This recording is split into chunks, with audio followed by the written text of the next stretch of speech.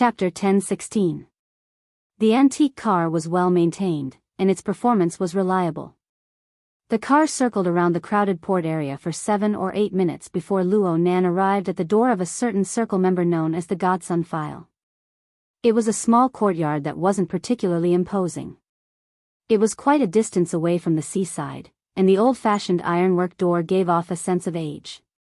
Blood Demon instilled a bunch of complicated interpersonal relationships into Luo Nan, making him feel a bit dizzy. In the end, Luo Nan only remembered 3 key characters.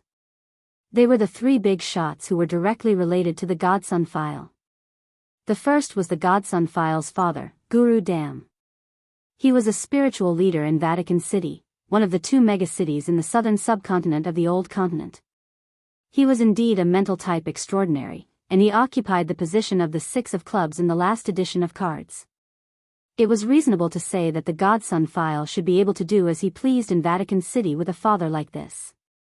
There was no way he would come to an island in the Pacific Ocean that was tens of thousands of kilometers away. And this involved another person who lived in the same city as his father and was also of the same level as him.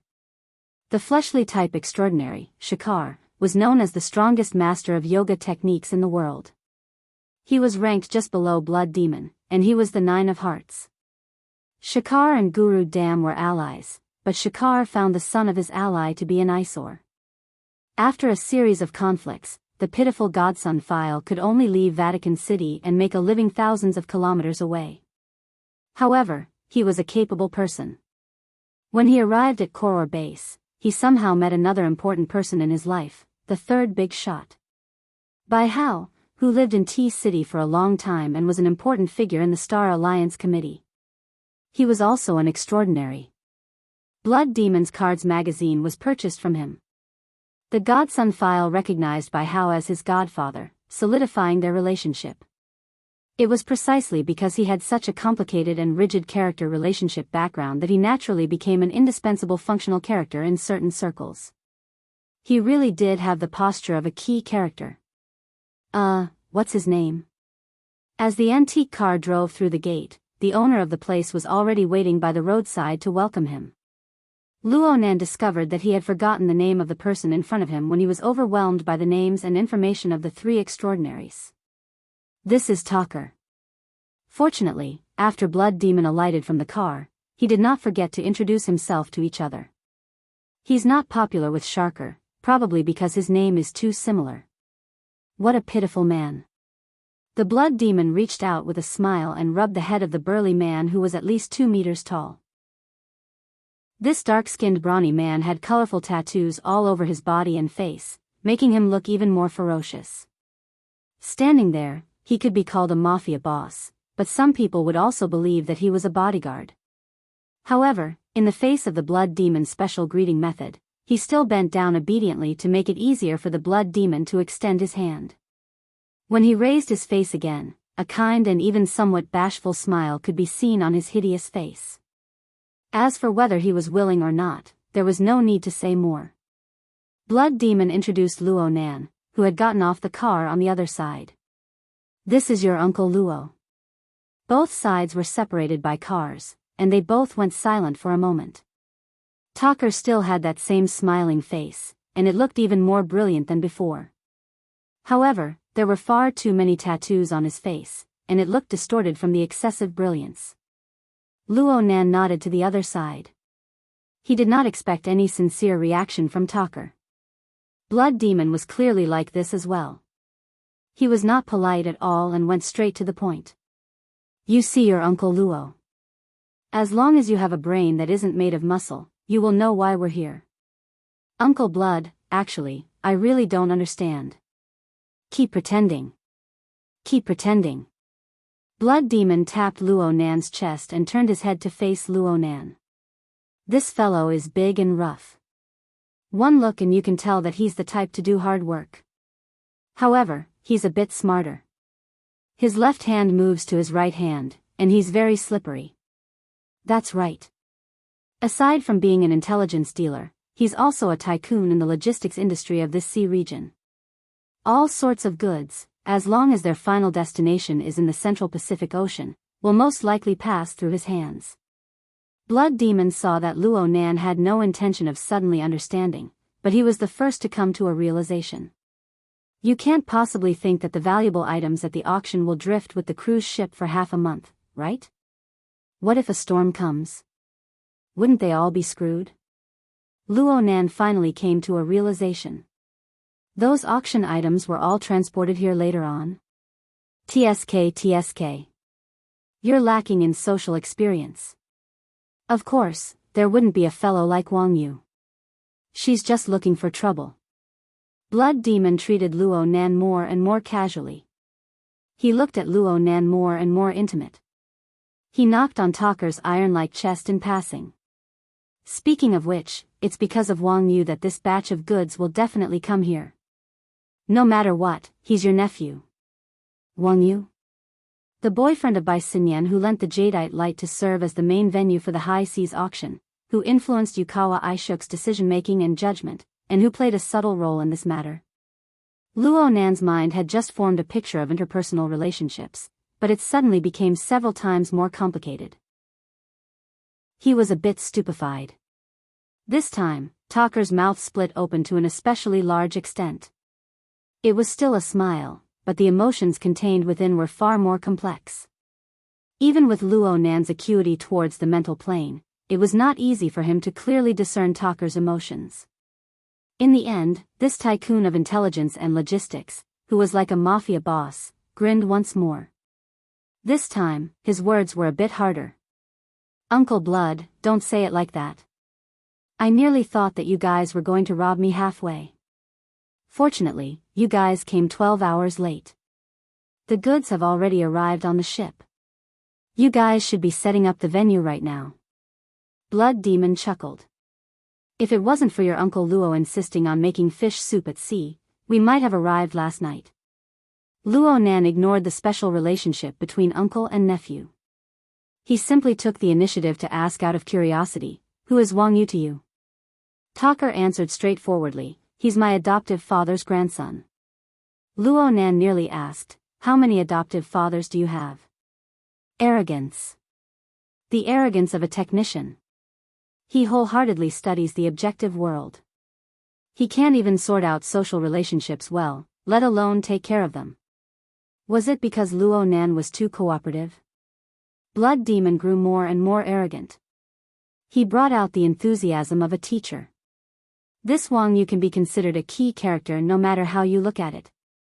Didn't you investigate his ancestry 8 generations ago? This fellow isn't that old. How is he able to do so well? Aside from having the ability, his innate capital is also a very important factor, okay? Remember. It's true that his surname is Wang. His family itself is a colossus that straddles the military, politics, and business. But for us, we need to remember that his mother's surname is Bai. He's Bai Hao's grandson. Bai Hao only has one precious daughter.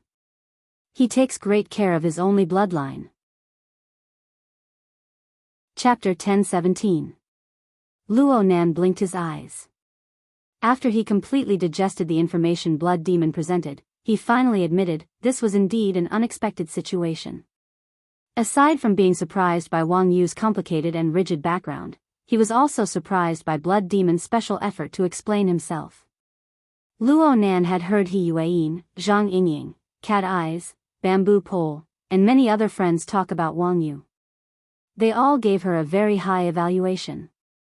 Or it could be said that they were afraid of her. But in his heart, Luo Nan had never considered Wang Yu to be a core character. Most of his attention was placed on the extraordinary level. Blood Demon's attitude was more or less a reminder to Luo Nan. If it's Wang Yu. Luo Nan's gaze shifted from Blood Demon to Talker, wanting to understand him more deeply. Talker clearly misunderstood Luo Nan's intentions. He quickly averted his gaze, but he was able to avoid Luo Nan. He was unable to avoid Blood Demon. Blood Demon simply reached out and pressed Talker's scalp, forcing him to turn his face. Don't be afraid. I'm not trying to make things difficult for you. The point is there any use in making things difficult for you? Be straightforward. You should have a catalog of the auction items on hand, right? Or perhaps a delivery list? Talker's hardness was crushed by the slap on his scalp. His tattooed, dark face barely managed to maintain a stiff smile. Uncle Blood. By how retired 2 years ago. It doesn't matter if he really retired or if he's just fooling people. On the surface, he certainly doesn't care about anything. Haven't you been busy licking that nephew's gutter for the past 2 years? You might want to go and support him tonight. I really don't have the ability to be his uncle. Talker's words contained a bit of emotion. Luo Nan just didn't know if it was directed at Wang Yu, Blood Demon, or both. However, he quickly changed his tone. If it's a catalog of the auction items, I do have it on hand. Uncle, it's hot outside. Let's go inside and talk. Blood Demon affectionately patted the tattooed man's butt. Wouldn't we have gone inside earlier if you said so earlier? Luo Nan didn't see Talker's expression again. Talker turned around and led them into the living room of the mansion. This room was designed to be hollow, and it had a good sense of space. The lighting, stairs, cabinets, decorations, and so on seemed to be made of copper and iron. Most importantly, the wiring inside and outside the room was also very conspicuous. It had a very metallic feel to it. There was no need for an air conditioner or fresh air system, and the whole room was quite cool. Sitting inside, one could almost hear the noise of the electric current flowing through the cables. Yep, the Blood Demon had said that Talker was a fan of the age of electricity. From the looks of it, it was indeed true. In terms of personality, he was a good match. Luo Nan shifted his gaze to size up Talker. The latter maintained his smile and let it slide in a relatively reasonable range. The atmosphere was a bit awkward, at least from Luo Nan's point of view. Fortunately, before they entered the house, Talker had already arranged for his men to take out the catalog of the auction items. He also sent the so-called delivery list, along with the corresponding images. His attitude of lying down and letting himself be beaten was very obvious. The Blood Demon did not torture him anymore. He simply gestured for him to do the demonstration himself. The catalog of the auction items was actually an electronic draft. All they needed was to turn on the projector. Everyone understood where the main point of the matter was.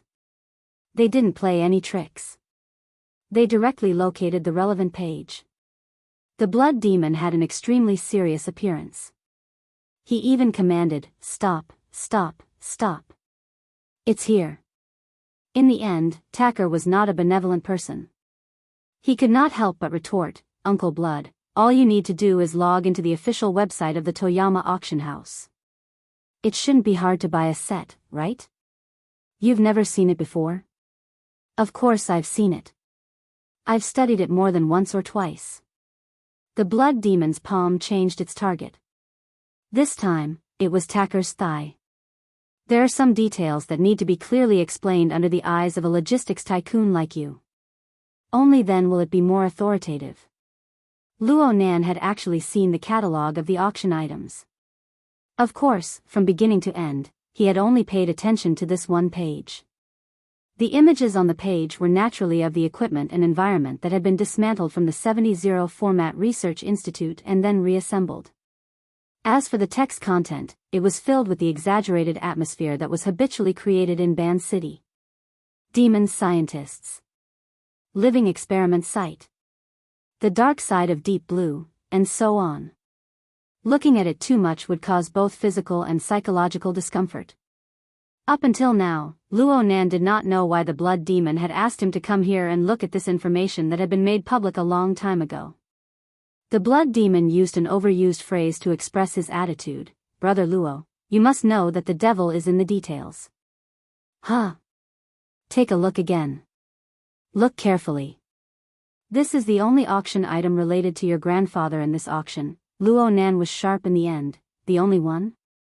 "That's right. It's practically impossible for a regular auction, especially an old brand like the Toyama auction house, to suddenly increase the auction items. That would be too unfriendly to the bidders.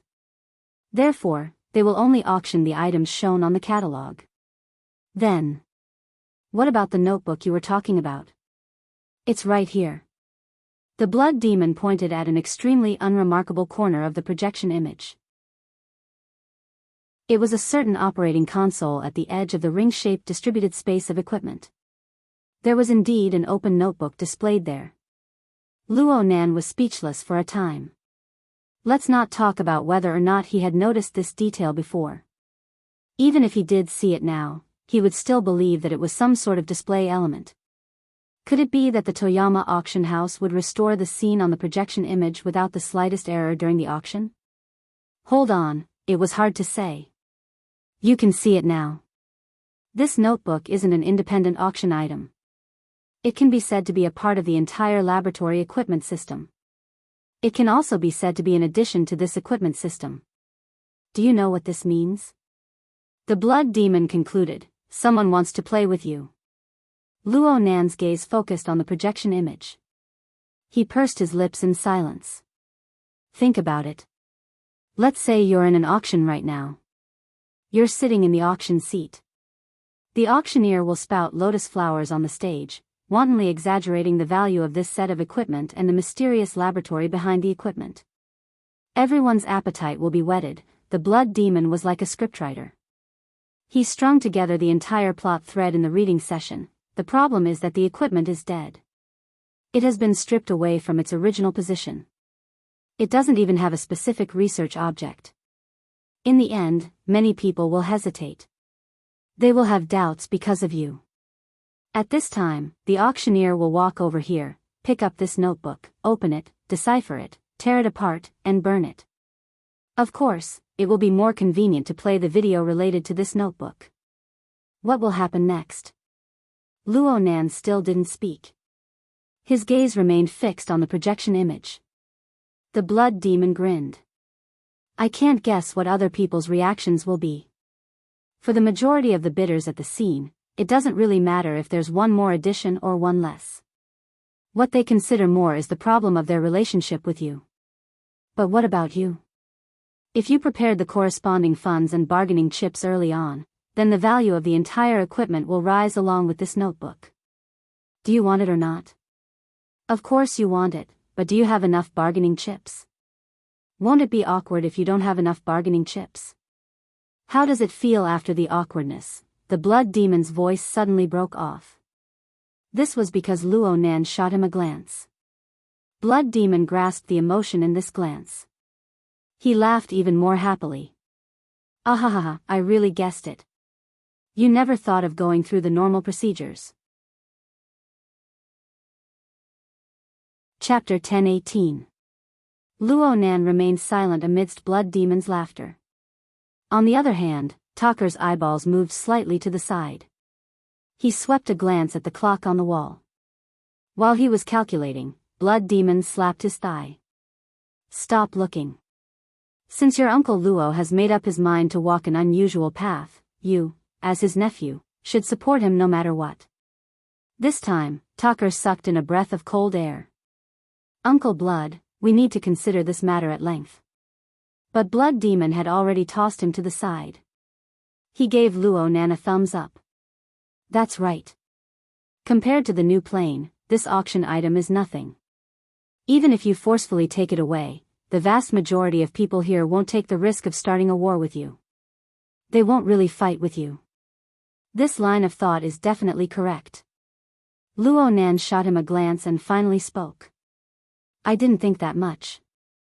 No. You need to think. You need to think more. You need to think more. Blood Demon's current mood was hypnotized. He began to wave his arm forcefully. It's not enough for you to think one level. You need to continue going deeper. After all, things like value may not always be considered on a rational level. Emotions and the atmosphere of the scene are very important. People who don't want to offend you won't get involved in the beginning. Who would be willing to bid against you? They won't be afraid of those who are your enemies. But what's the point of them getting their hands on it? With a demonic star like you shining high above, who would be able to restart their research in that laboratory in the wilderness? Therefore, I'm 90% certain that no matter how many twists and turns the process is, this auction item will ultimately fall into your hands. But the problem is that the most important thing is the process. It's the process of them torturing you. Luo Nan raised an eyebrow. Torturing? Isn't it torturing? Your thinking and emotional logic. Do you think that the people who will participate in the auction, the people who will oppose you, will be able to match up? Perhaps you can squash 99.9% of the people on the cruise ship like ants. But the remaining 0.1%, the few most decisive fellows, won't be able to do anything to them in a short amount of time. If you don't make a move, you'll be suffocated to the point of exploding. If you do make a move, there's not much meaning. You can threaten them, and they can threaten you. Then, you would constantly lower your expectations, and the other side would also gradually lower their claims. Finally, you would reach a plausible agreement. Then, you would discover that the equipment on the surface was actually related to the new plane. In this way, they have infiltrated your established position. Then, the round table conference that was interrupted a few days ago can be reconvened at any time. And you have already lost your front line. That's right, this is a complete set of negotiation tactics. They can't attack your physical body. At the moment, no one, at least the people opposite, you definitely don't want to start a fight with you at a time like this, when you have the resolve to fight to the death. But for some people who like to play tricks, destroying your psychological defenses while achieving their basic goals is also a glorious battle result. There were no fluctuations in Luo Nan's facial expression. Even if there were fluctuations, as long as Luo Nan didn't want to, Luo Nan wouldn't be able to see anything unless the Blood Demon stretched his neck all the way to Ban City. He simply said, "Mr. Blood Demon, do you mean that if we don't want to do what they want, we should just ignore everything and start a war?" The Blood Demon chuckled. Luo Nan laughed as well. "Don't blame me for thinking too much. I can't help but think that if we really fight, it would be to your liking." This level of honesty was completely unable to pierce through the skin of the Blood Demon's face. Perhaps it had not truly pierced his thoughts. Luo Nan just smirked. "You're saying that I want to see the world in chaos?" Wrong. The truth is that you can't fight. You've broken through the small procedures of the auction, but there's a big rule waiting for you. It is the general principle of doing things in the inner world and even on Earth. It is a written or unwritten rule. Under normal circumstances, I will abide by it. The Martial Emperor will abide by it. Ouyang will abide by it. The other side will abide by it. You also need to abide by it. Do you know who made this rule? Luo Nan locked gazes with the Blood Demon. "I don't think there are any rules." "Oh? Haven't you noticed? Your ability, your influence, in the current world, under this set of rules, have yet to be fully revealed." The Blood Demon extended his hand and pointed at Luo Nan. His expression was solemn, as if he was speaking at the most authoritative award ceremony. "You should be a great researcher who founded a new era." Huh. From the end of last year until now, your series of theories include the cage theory that reconstructs the sea of consciousness, the configuration theory that affects the autonomous cultivation of ability users, and the superconfiguration theory from yesterday. These should be able to quickly change the world, but in reality, how many people in the entire world know of you? Yes, 1,246,959 people. It's 960 now. Just kidding. Luo Nan smiled in all seriousness. I think it's probably everyone in the inner world. There's also a portion of people in the military, political, and business circles. The Blood Demon grinned. He wanted to comment on this joke, but in the end, he maintained the topic on the normal track. Fine. Let's say 1,240,000 people. Right now, the population of Earth will reach 10 billion. Don't you think the gap is a bit large? Luo Nan didn't mind this. With the current administrative division, even superstars. We're currently discussing the problem of effective and valuable information. The Blood Demon interrupted Luo Nan's words. Professor, like you should be an object that all people with complete and mature thinking abilities need to know and learn from. Cough, that's too serious. No, that's not it. That's the serious part. The blood demon's fingers began to tap on the table. Each tap was more urgent than the last. Isn't it a good thing for all people on Earth who possess a normal level of intelligence to learn your configuration theory?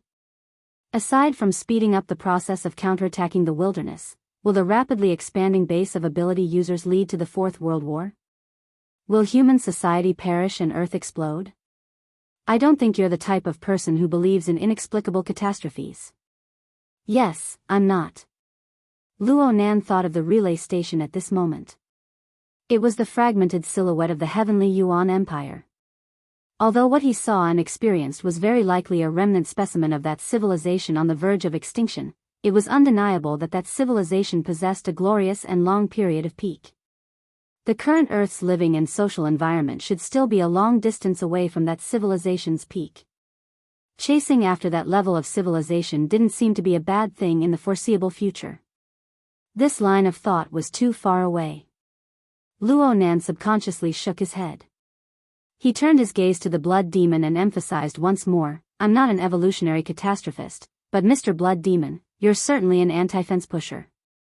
The so-called anti-fence pusher was the group of people who advocated completely opening the information barrier between the inner world and the secular world. Luo Nan's friends in Xia City were more or less of the neutral faction. In other words, they were people who were satisfied with the current state of affairs. They were the group of people who hoped that changes wouldn't be particularly intense. However, it wasn't surprising to occasionally encounter a radical like Blood Demon. This was in line with the laws of statistics. The only thing to worry about was that this person already stood at the peak of human evolution on Earth. He was a person who could truly say and do things. Blood Demon's emotions were indeed very intense, but he's still focused on discussion right now. Don't you find it strange? If you take the inner world as a circle, then this circle has gradually forged several dozen to nearly 100 human-shaped nuclear bombs over the past few decades. They are spread throughout the military, government, and business world. Many of them are important core members. The world can be turned upside down at any time. At the very least, they can stand openly under the sunlight. But why is it that the conservative voice prevails? Luo Nan blinked. Love peace? Blood Demon rolled his eyes. I'm very serious, my boy. You must know that humans need to disguise themselves, but most of the time, it's just for the sake of obtaining a sense of security in a group. This has never been a problem for ability users. This is for you. I mean for extraordinaries, Yi Zichen said with a smile.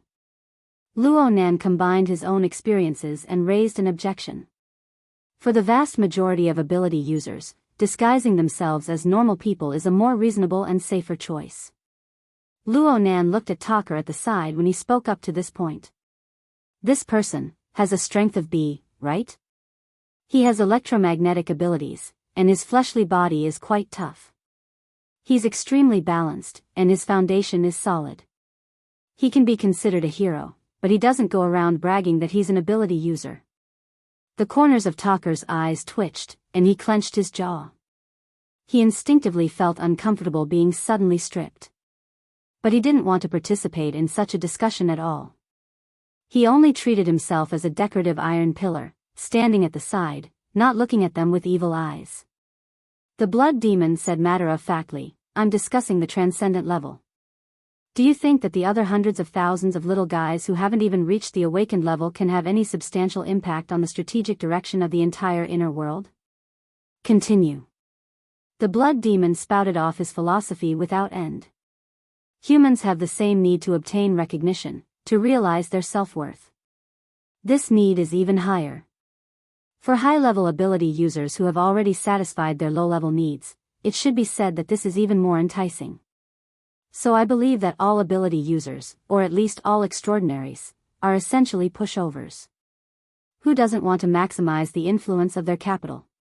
But why do these high-level ability users who play the most core role, these less than 100 extraordinaries, continue to suppress the high-level needs under the premise that the low-level needs are already satisfied? He didn't give Luo Nan a chance to answer. He directly gave the answer. This is because there are quite a few people among them who already have vested interests. powerful social forces, social habits, social morals. Of course, there's also the powerful capital that flows through society. These people's ability advantages are realized in a timely manner, pulling them into the old system. Their present harvests have already exceeded their imaginations and pursuits of the future. They are already the drummers of the old system. Chapter 10:19. After the era of distortion, the Star Alliance Committee played an extremely beautiful maneuver. While the vast majority of people on Earth were still immersed in the destructive impact of the Third World War and were unable to extricate themselves, while the inner world was still just a budding circle, they completed this process of expelling the old and bringing in the new. They succeeded in incorporating a considerable portion of the early extraordinaries into the old system. Guys like Abner and Gong Chi are more or less like this. These old things are already used to thinking according to the logic of the old system. Then they will go and influence the next group of people. As time passes, this tinkering old system becomes more and more stable. Especially with the appearance of the deep blue platform, its tolerance for mistakes increases. Its checks and balances become more and more powerful. Luo Nan had some feelings towards Gong Chi and the deep blue platform. He subconsciously followed up, so, the current situation makes Mr. Blood Demon, a push-down faction, feel that it's very troublesome? It's getting more and more troublesome, that's right. Blood Demon was very frank and direct. It was already the end of the 80s by the time I understood this reasoning. I wanted to find some like-minded people, but because of the battle between Old Man's Secret and Apollon, many people became more and more conservative. This was because they saw the possibility of serious damage to their own interests. Blood Demon expanded the topic of conversation into a broader domain. The so-called old system is just a commodity society. Of course, marginal effects must be considered. As people with vested interests, they must always calculate the investment and output ratio when considering their next investment. If the rate of return doesn't meet their expectations, they would rather continue with the old model. With this kind of standpoint, with this kind of thinking, Abner and the others believe that the old system is right and proper. But in the eyes of another group of people, including me, this is not the case at all. Having said this, Blood Demon's thumb, index finger, and middle finger gently rubbed together. He made a classic gesture. At the very least, I don't think that the ultimate power of the old system can be used to bribe the checkpoint of the new generation. Luo Nan hooked his lips. Blood Demon caught onto this small action. He cackled in a particularly exaggerated manner. I know that you don't approve of this in your heart. You have this kind of personality. This can be considered within the scope of politics. I don't have any standpoint on this. I just want to discuss the matter as it stands. Cut. The Blood Demon interrupted him again. Brother, your way of thinking is very dangerous. The way I see it, you've made two mistakes in just one sentence, and they're both fatal mistakes. Huh. First of all, everyone with basic thinking ability has a standpoint. Don't worry, I'm not going to confuse the concept. I just want to say that if you regard standpoint as a kind of domain, which is the foothold and starting point of all your power, then the political standpoint belongs to the forefront and extension of this domain. It is the most forward-looking, proactive, flexible, and aggressive. If you give up this standpoint, it is equivalent to giving up the initiative and initiative. This is an extremely fatal problem. Luo Nan gaped, but in the end, he just shrugged helplessly. He let the slightly intoxicated teacher Blood Demon continue his speech. In any case, listening to a few more words wouldn't kill him. TSK, why does it feel like an eye for an eye? We can refer to and learn from those politicians. How do they position themselves? They will first put the broadest value orientation at the forefront, which is the greatest common divisor of the greatest number of people's demands. Did they bring it up to fulfill such demands? Of course not. That's just the front line. When you're strong, this is the profit space that can be squeezed dry. When you're relatively weak, this is the leeway for bargaining. Of course, if you're too weak, this is the noose that the other party uses to strangle you to death. Then they will place a second layer, a slightly smaller, but still a considerable group's collective demands. This will serve as the second line of defense. Some people will take this seriously, and they will make full use of the power of this demand. This will help their group form a powerful rigidity, but the corresponding leeway for turning things around won't be that sufficient. Even if they obtain the corresponding results, it won't be that delicious when distributed to everyone. Therefore, the vast majority of operators will still only use this as a line of defense. It will serve as a relatively stable base of profit, and it will serve as a bargaining chip for further negotiations. They will set up a third line of defense. At this time, you can roughly call it a circle. Mature fellows need to protect the demands and core interests of this circle. Comparatively speaking, this is a more economical setup. They can advance and attack, and they can retreat and defend. They don't need to take too many people into consideration, and the distribution of profit is more ample and considerable. In this kind of circle, they can set up small circles. They can set up left and right, and they can jump back and forth. Even if something goes wrong with the first and second lines of defense, or even if there's a major disagreement within the circle, they can still make arrangements with relative ease. Of course, this is a field of study, an extremely profound field of study. Countless variations and calculations come from within. If one's mind is clear, one can take care of the circles expelling the old and absorbing the new, forming a living system. That would be even more amazing. Luo Nan's pure interest in the concept of a living system was 10 times, 100 times greater than the other opinions Blood Demon spoke of. However, as Blood Demon worked hard to instill information, Luo Nan began to understand the meaning behind Blood Demon's words. Luo Nan followed along with Blood Demon's words. Is there a fourth line of defense? Blood Demon shook his head. If you shrink back any further, it won't be a line of defense, but a noose. In the past, this would be the so-called lone man. But as the structure of society continues to develop, this thing practically no longer has the soil to exist. This world is flooded with information. A single person really can't support it. It's the same even if you're an extraordinary.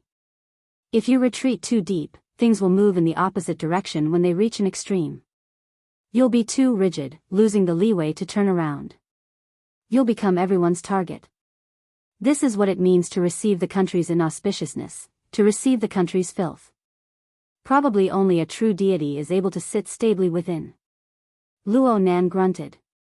So you suggest. We don't need to use specific words, but we need to have a stance, especially this sort of proactive, outward expanding stance. As extraordinary, we should naturally find our own position within the third line of defense. In fact, we're already in this region. Plus, due to our special nature, the leeway to turn around is greater. The scope of influence is wider. Calculations that are extremely harsh for ordinary people can be greatly simplified here. This is an advantage that others are unable to match. And if you give up, not only will you lose your advantage, you'll abandon the frontline position, and those who are more proactive will press forward. The guy who took the initiative came over and tightened the noose. Don't you feel that it's hard to breathe right now? Chapter 10:20. Luo Nan didn't immediately respond to Blood Demon's questioning. Blood Demon was afraid that Luo Nan didn't understand. He made circles in the air with his finger. Fine. Let's put it another way. Brother, how long has it been since you took the initiative in a series of situations? Have you ever taken the initiative to ask someone? Interfere with someone? Even if that person has nothing to do with you, it's just because they don't agree with you. They don't abide by the principles you desire. Luo Nan's lips twitched. Do you think I have nothing to do? Look. Look. This is where all the problems lie. Blood Demon slapped the table again, his voice rising even higher. Where is your position? It's right in front of your door. Where is the other person's position? It's also right in front of your door. An inch longer is an inch stronger. Your opponent is poking you in the face with a large white candle, and you still have nothing to do here? Fine. If you say you have nothing to do, then you have nothing to do. Everyone has reached this position. What to do and what not to do. What to advocate and what not to advocate. Shouldn't you have clearly laid out the rules and regulations? If you don't say it, do you expect others to think for you? You feel wronged? I feel wronged. I'm doing things according to established rules. If you have any dissatisfaction, say it in advance. We're playing tricks there. We're blocking up and stabbing down. We're going back and forth according to routine. What about you? You don't say a word, but you tear open your face and stab me with a knife. Is there anyone who does things like you? Blood Demon's expression was vivid and exaggerated as usual. It amused Luo Nan so much that he laughed out loud. Blood Demon naturally laughed as well. It was just that Tacker, who was further away, felt his scalp go cold. He rubbed the top of his head, which only had a thin layer of hair. He knew that Blood Demon's performance had drawn out a considerable portion of people's characteristics. In the inner world, in the circle he was familiar with, this was typical. It was mainstream. But what was Blood Demon doing? What was he thinking by saying these words at this time and place? Before Tacker could think of anything, Luo Nan suddenly turned his gaze. The smile on Luo Nan's face had yet to fade. His eyes looked straight at Tacker. He seemed to be a bit inexperienced and ignorant. Is that so? Tacker didn't know why, but a layer of white sweat instantly appeared on his body. His tongue stiffened for a moment before he forced himself to reply, I'm not an extraordinary. It's hard to say. Regardless of the details, the Blood Demon was clearly urging Luo Nan to stir up trouble. Only a fool would declare his position at this time. But you're part of the circle. Blood Demon stabbed him in the waist without hesitation. In that instant, Tacker felt a chill seeping through his teeth. Goosebumps spread from the corner of his mouth to the back of his head and spine. But even if his entire body was frozen, under the watchful eyes of the two extraordinaries, he could not miss a single word that he had to say.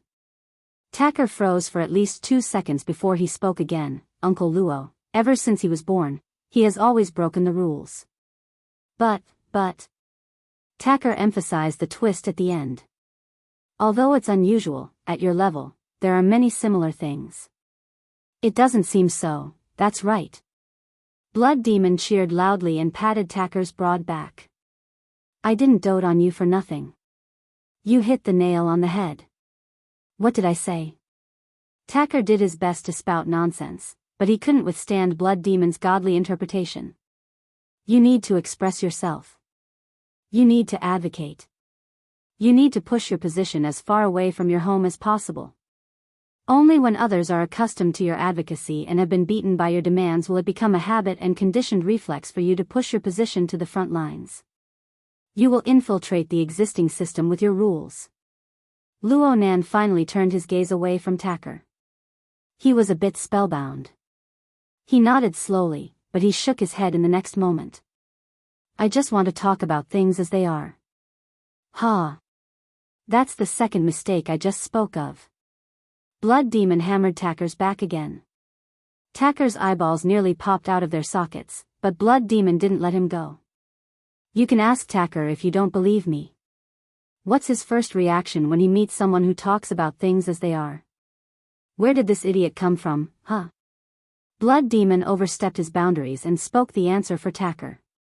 Blood Demon explained further under Tacker's face, which was as black as the bottom of a pot. Of course, this is for those incompetent little fellows. As for you, my boy, are you going to talk about things as they are? Talking about things as they are is the most terrifying, the most extreme, okay? Don't talk about the cause. Don't talk about the consequences. Don't talk about the tacit understanding that has been formed over the past few decades. Don't talk about the private and public interactions. Don't talk about the favors owed. You need to reach the most perfect state in this link. Because the perfection of this link is very likely to cause the entire situation that many people have worked so hard to design. Boom! Blood Demon raised his hand halfway. His 10 fingers spread open, making an explosive pose. This pose lasted for 3 seconds before he turned his head to ask. Do you understand? I do. Luo Nan's response wasn't discounted in the slightest. Whether it's configuration, creation, painting. It's all like this. In the superconfiguration theory, we must avoid excessive polishing of certain links. This is to avoid causing the entire system to collapse. Blood Demon hit his palm with his fist. Got it. He struck while the iron was hot. He immediately began to summarize his own theory. So, in our position, if we say that we're neutral, it's just that we haven't touched or shaken our foundation. That's not detachment. It's just dullness. It's a bad habit.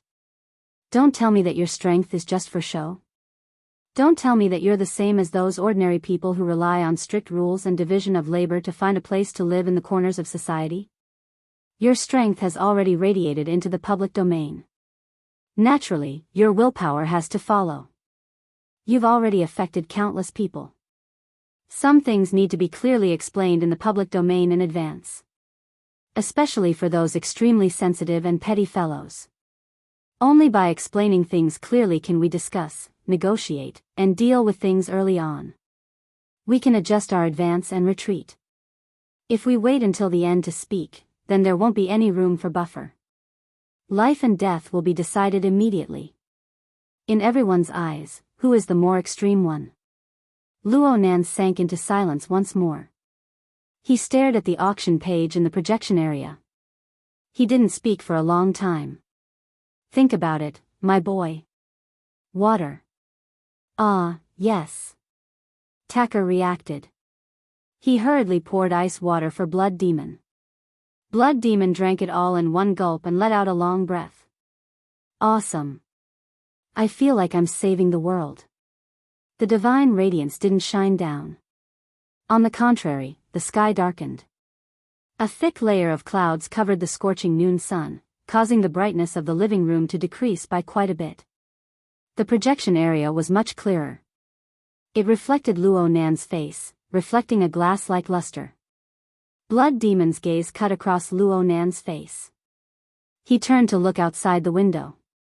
He seemed to be deep in thought. And at this time, Luo Nan's voice traveled over. Mr. Blood Demon. Do you have a more appropriate method of handling this? Chapter 10:21. Blood Demon turned his gaze back from outside the window when he heard Luo Nan's question. He asked in reply, Brother, what do you mean by appropriate handling? What standard? What reference? Blood Demon didn't give Luo Nan a chance to answer. He immediately said, according to the current rules, to put it bluntly, I'm absolutely not optimistic about you. Things have come to a head. No matter how much you speak, advocate, or protest, the foundation in front of you is weak. You won't be able to expand your front lines in time. Others will still fight at your doorstep, taking advantage of you. I believe that you are aware of this, brother. That's why you found Empress Wu and participated with her. This is tantamount to relying on the big tree that is Xia City. But there's a problem in this.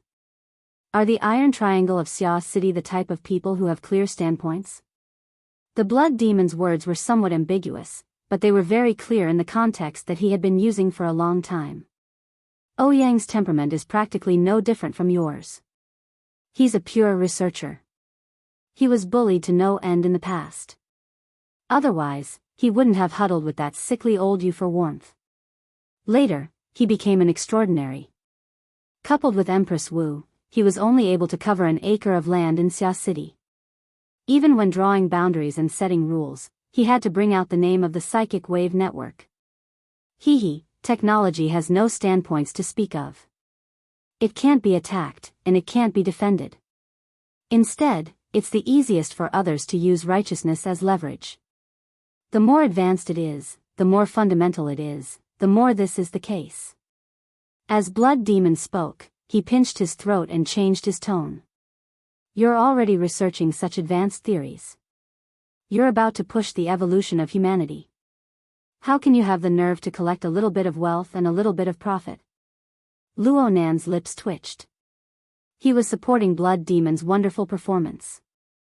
But was it a misconception? Why did he feel like he was hit by a stray bullet? Blood Demon swept away his doubts in the next second. Yes, this is what you said. You need to cooperate in technological research. You can't build a car behind closed doors. You have such a high level of awareness.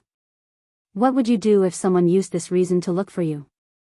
Luo Nan immediately withdrew all the expressions of the water vapor clone.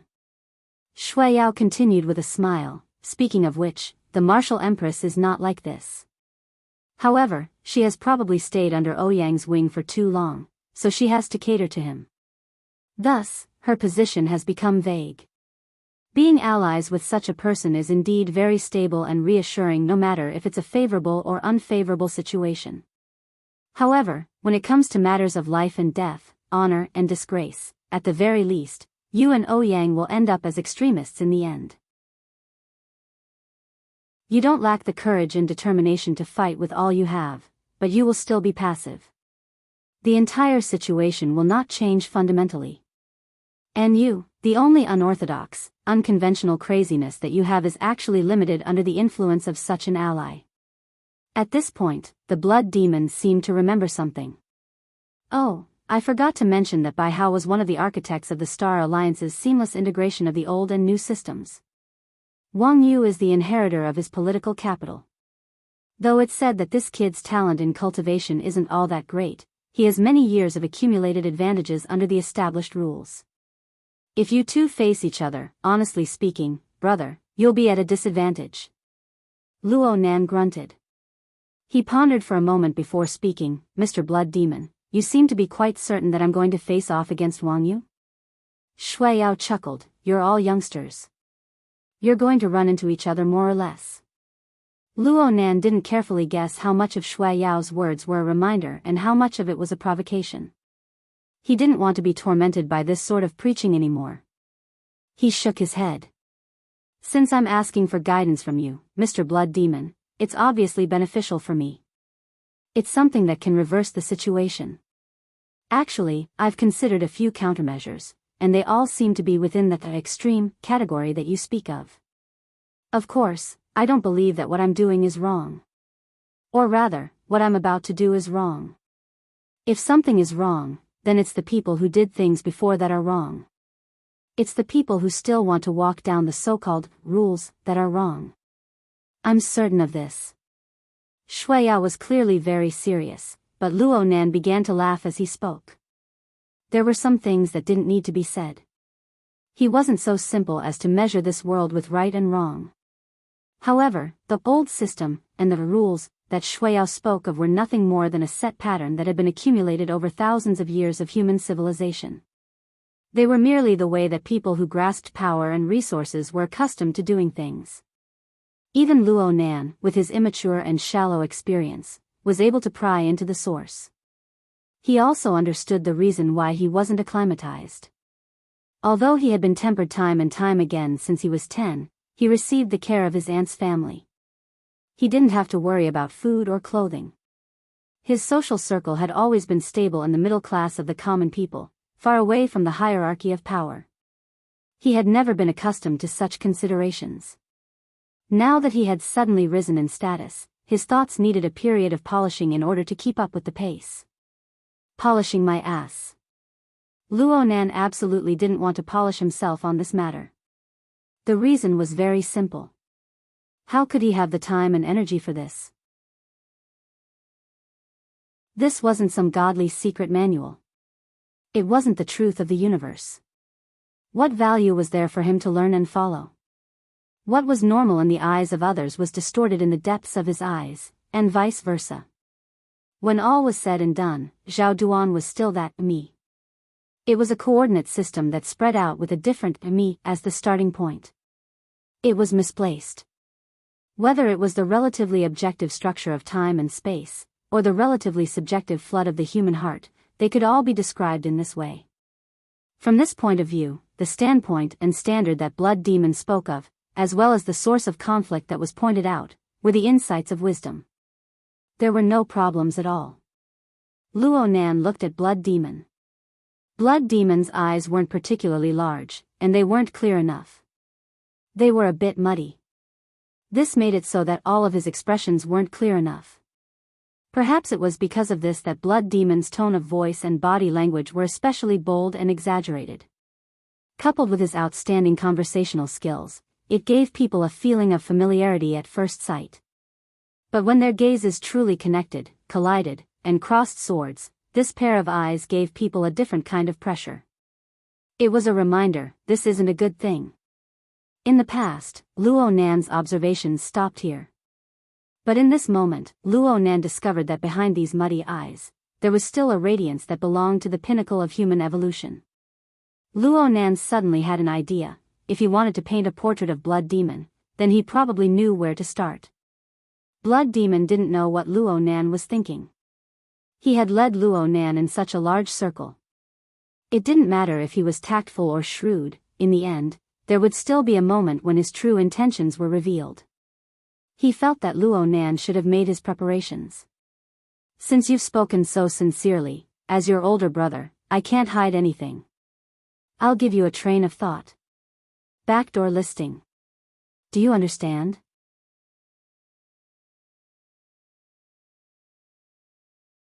Chapter 1022. Luo Nan blinked. Yes, I understand the concept a bit. Blood Demon nodded. Let's put it this way. Brother, what you lack right now is absolutely not strength, nor is it the foundation of interpersonal relationships. The Iron Triangle of Xia City is already first class and reliable. There are few powers under the heavens that can compare to you. But what you lack the most right now is a frontline position. How do you fight for a frontline position? We are now in a commodity society. Let's use this analogy. You are doing a solid business, but it is absolutely impossible to make it big and strong in a few days.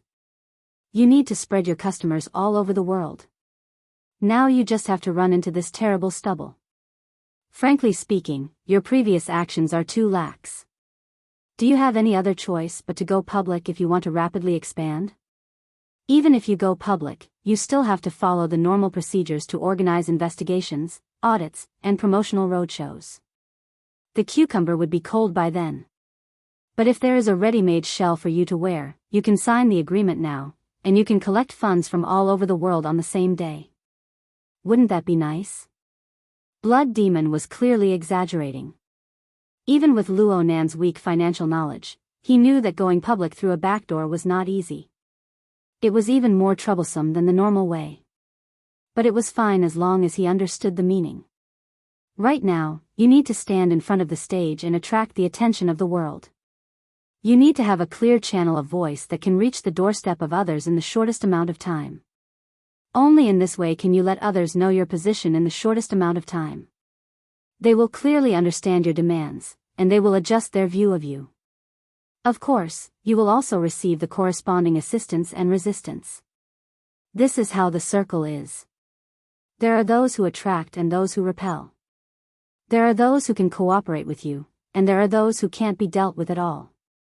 But no matter how complicated it is, this is the bargaining chip and space that you can truly flexibly use. Luo Nan really did understand. Blood Demon was encouraging him to put on a well-known shell. In other words, he wanted to join some organization and borrow the strength of the organization. But is there such a shell? Luo Nan could not even recognize 100 extraordinaries, let alone draw a circle among them and find a team. He was also very clear that the Blood Demon would definitely not speak without thinking after giving such a long speech. He was just waiting for Blood Demon to announce the answer. The Blood Demon, on the other hand, wished that he could break it apart and explain to him. Like I said just now, we'll find allies in circles. For people like us, it's much simpler on the whole. We don't need a complicated and rigorous structure, and we don't rely on each other too much. Under these conditions, 100 extraordinaries is actually quite a lot, so the circle in the middle is especially fragmented. There was still a mainstream. The current mainstream of the world was that bunch of archons of the old system. Most of them held positions in the Ability User Association. That bunch of presidents, vice presidents, secretaries, and deputy secretaries, if you beat them to death, there was basically no injustice. And I mean basically. On the other hand, branch presidents like Ouyang, who are stationed in various cities, have a more complicated character. There are hardcore supporters of the old system and those who benefit from it. There are also neutral people like Ouyang. Of course, there are also ambitious people. As for the mainstream archons, they are most closely aligned with the military and political system of the Star Alliance Commission.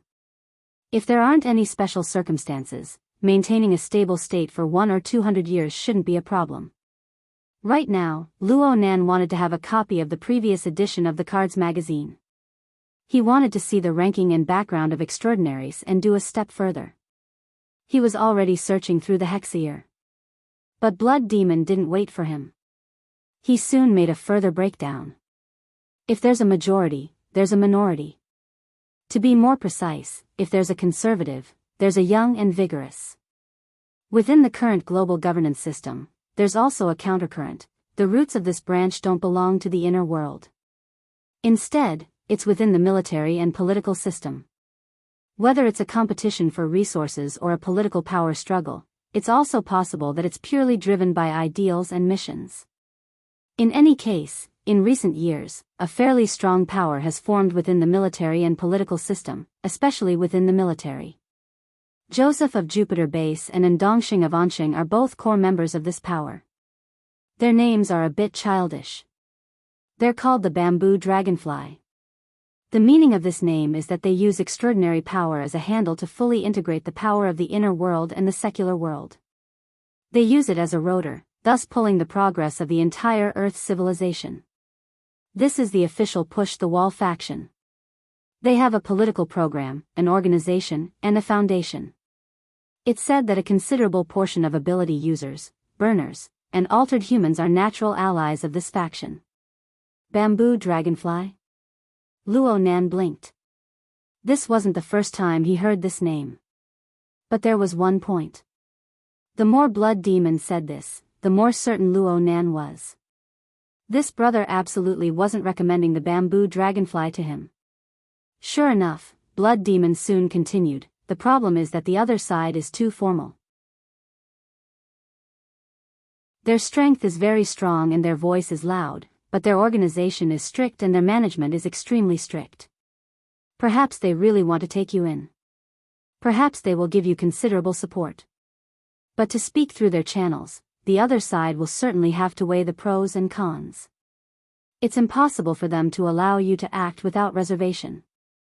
Plus, if you join them, you will truly sink into the maelstrom of political confrontation. There will certainly be torment in the future. Speaking of which, they are targets that can be fought over in today's matter. You don't even need to open your mouth. There will be people who will help you, as long as you don't play too excessively. In a practical sense, they are also archons. They need balance. Blood Demon's explanation broadened Luo Nan's knowledge, and it was also relatively objective. It was just that the circle was a bit larger. Luo Nan still didn't understand even now. Which faction or circle was Blood Demon recommending? Luo Nan asked if he didn't understand. He trusted Blood Demon's level of understanding, so he went straight to the point. From what you see, Mr. Blood Demon, what's the best choice? Blood Demon grinned. Have you heard of the Starry Sky Club? I think I've heard of it. Luo Nan did his best to search through his memories. It seems to be an intermediary organization that specializes in introducing missions from the inner world. Luo Nan's impression of this organization wasn't too good in his fuzzy memories.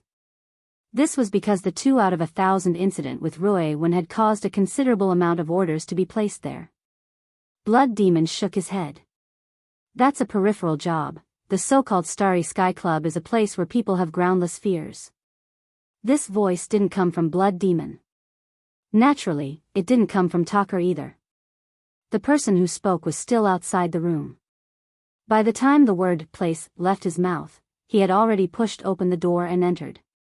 A nest of cowardly rats who think they have great foresight. Paired with a few dreamy idiots who dream of reaching the heavens in a single bound. Add in a few tigers, leopards, jackals, and wolves who know what's going on. If there's also a wanton humanoid calamity, then things will get really lively. Luo Nan was stunned. Blood Demon rolled his eyes. Taka reacted a step earlier. He called out completely instinctively. Aunt Luhua.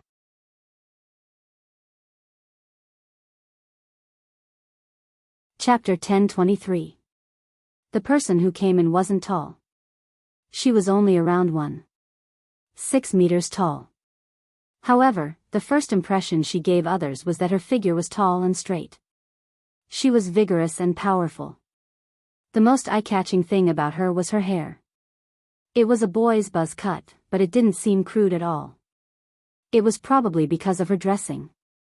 She wore a neat and valiant female slim-fit white suit. Only her chest was adorned with a muslin scarf. She absolutely didn't lack the charm of a woman, but her figure and bearing were the most prominent.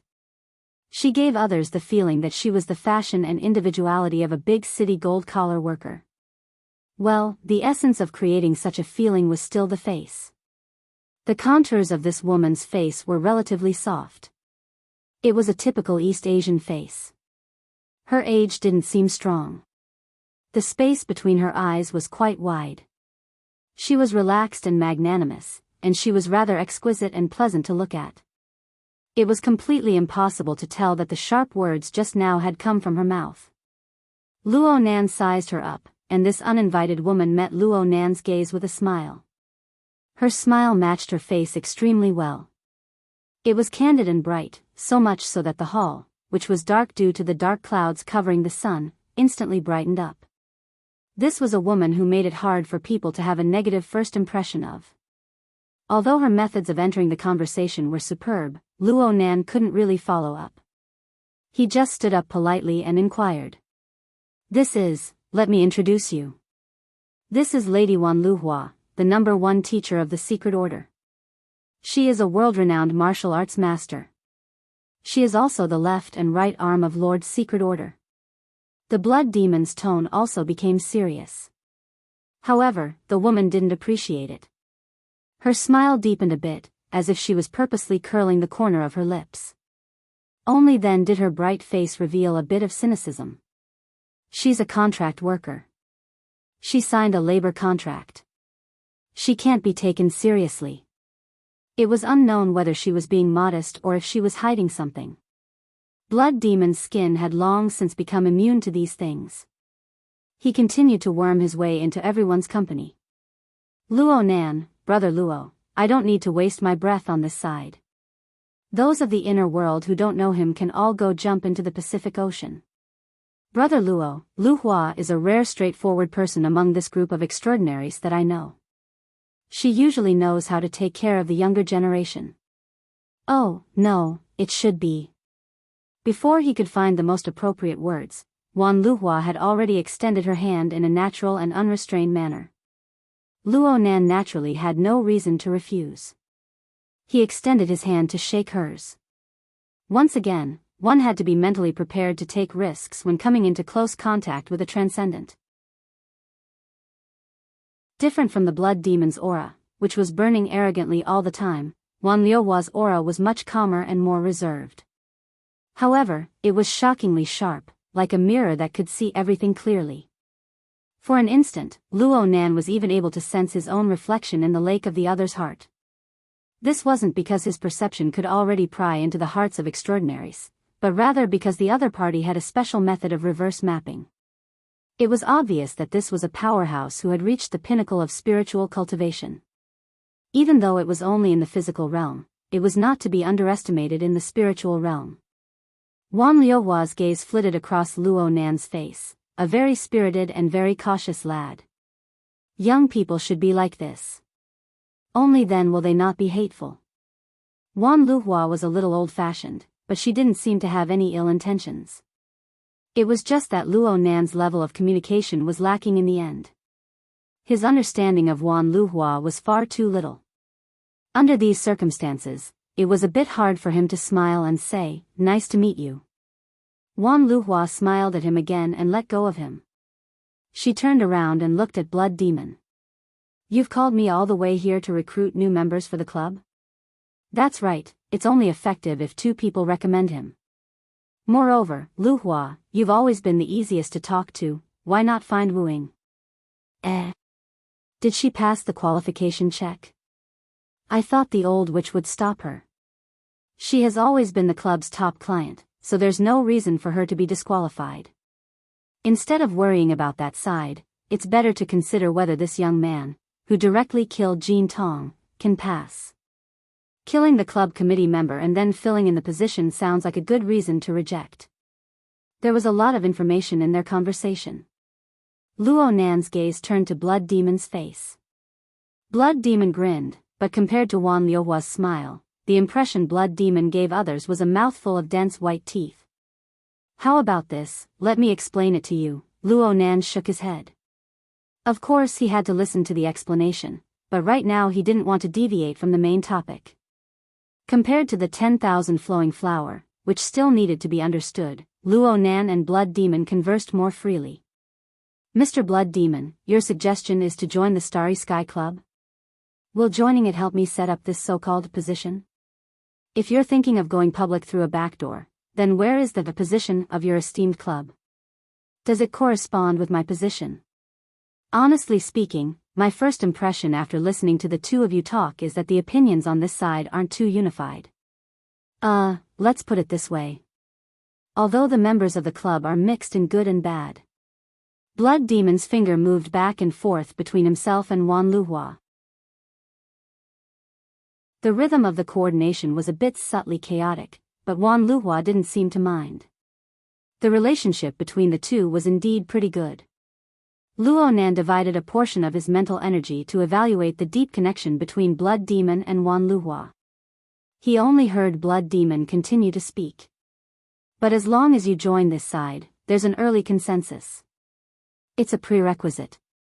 Consensus? Including me? Of course. Brother, you can think about it.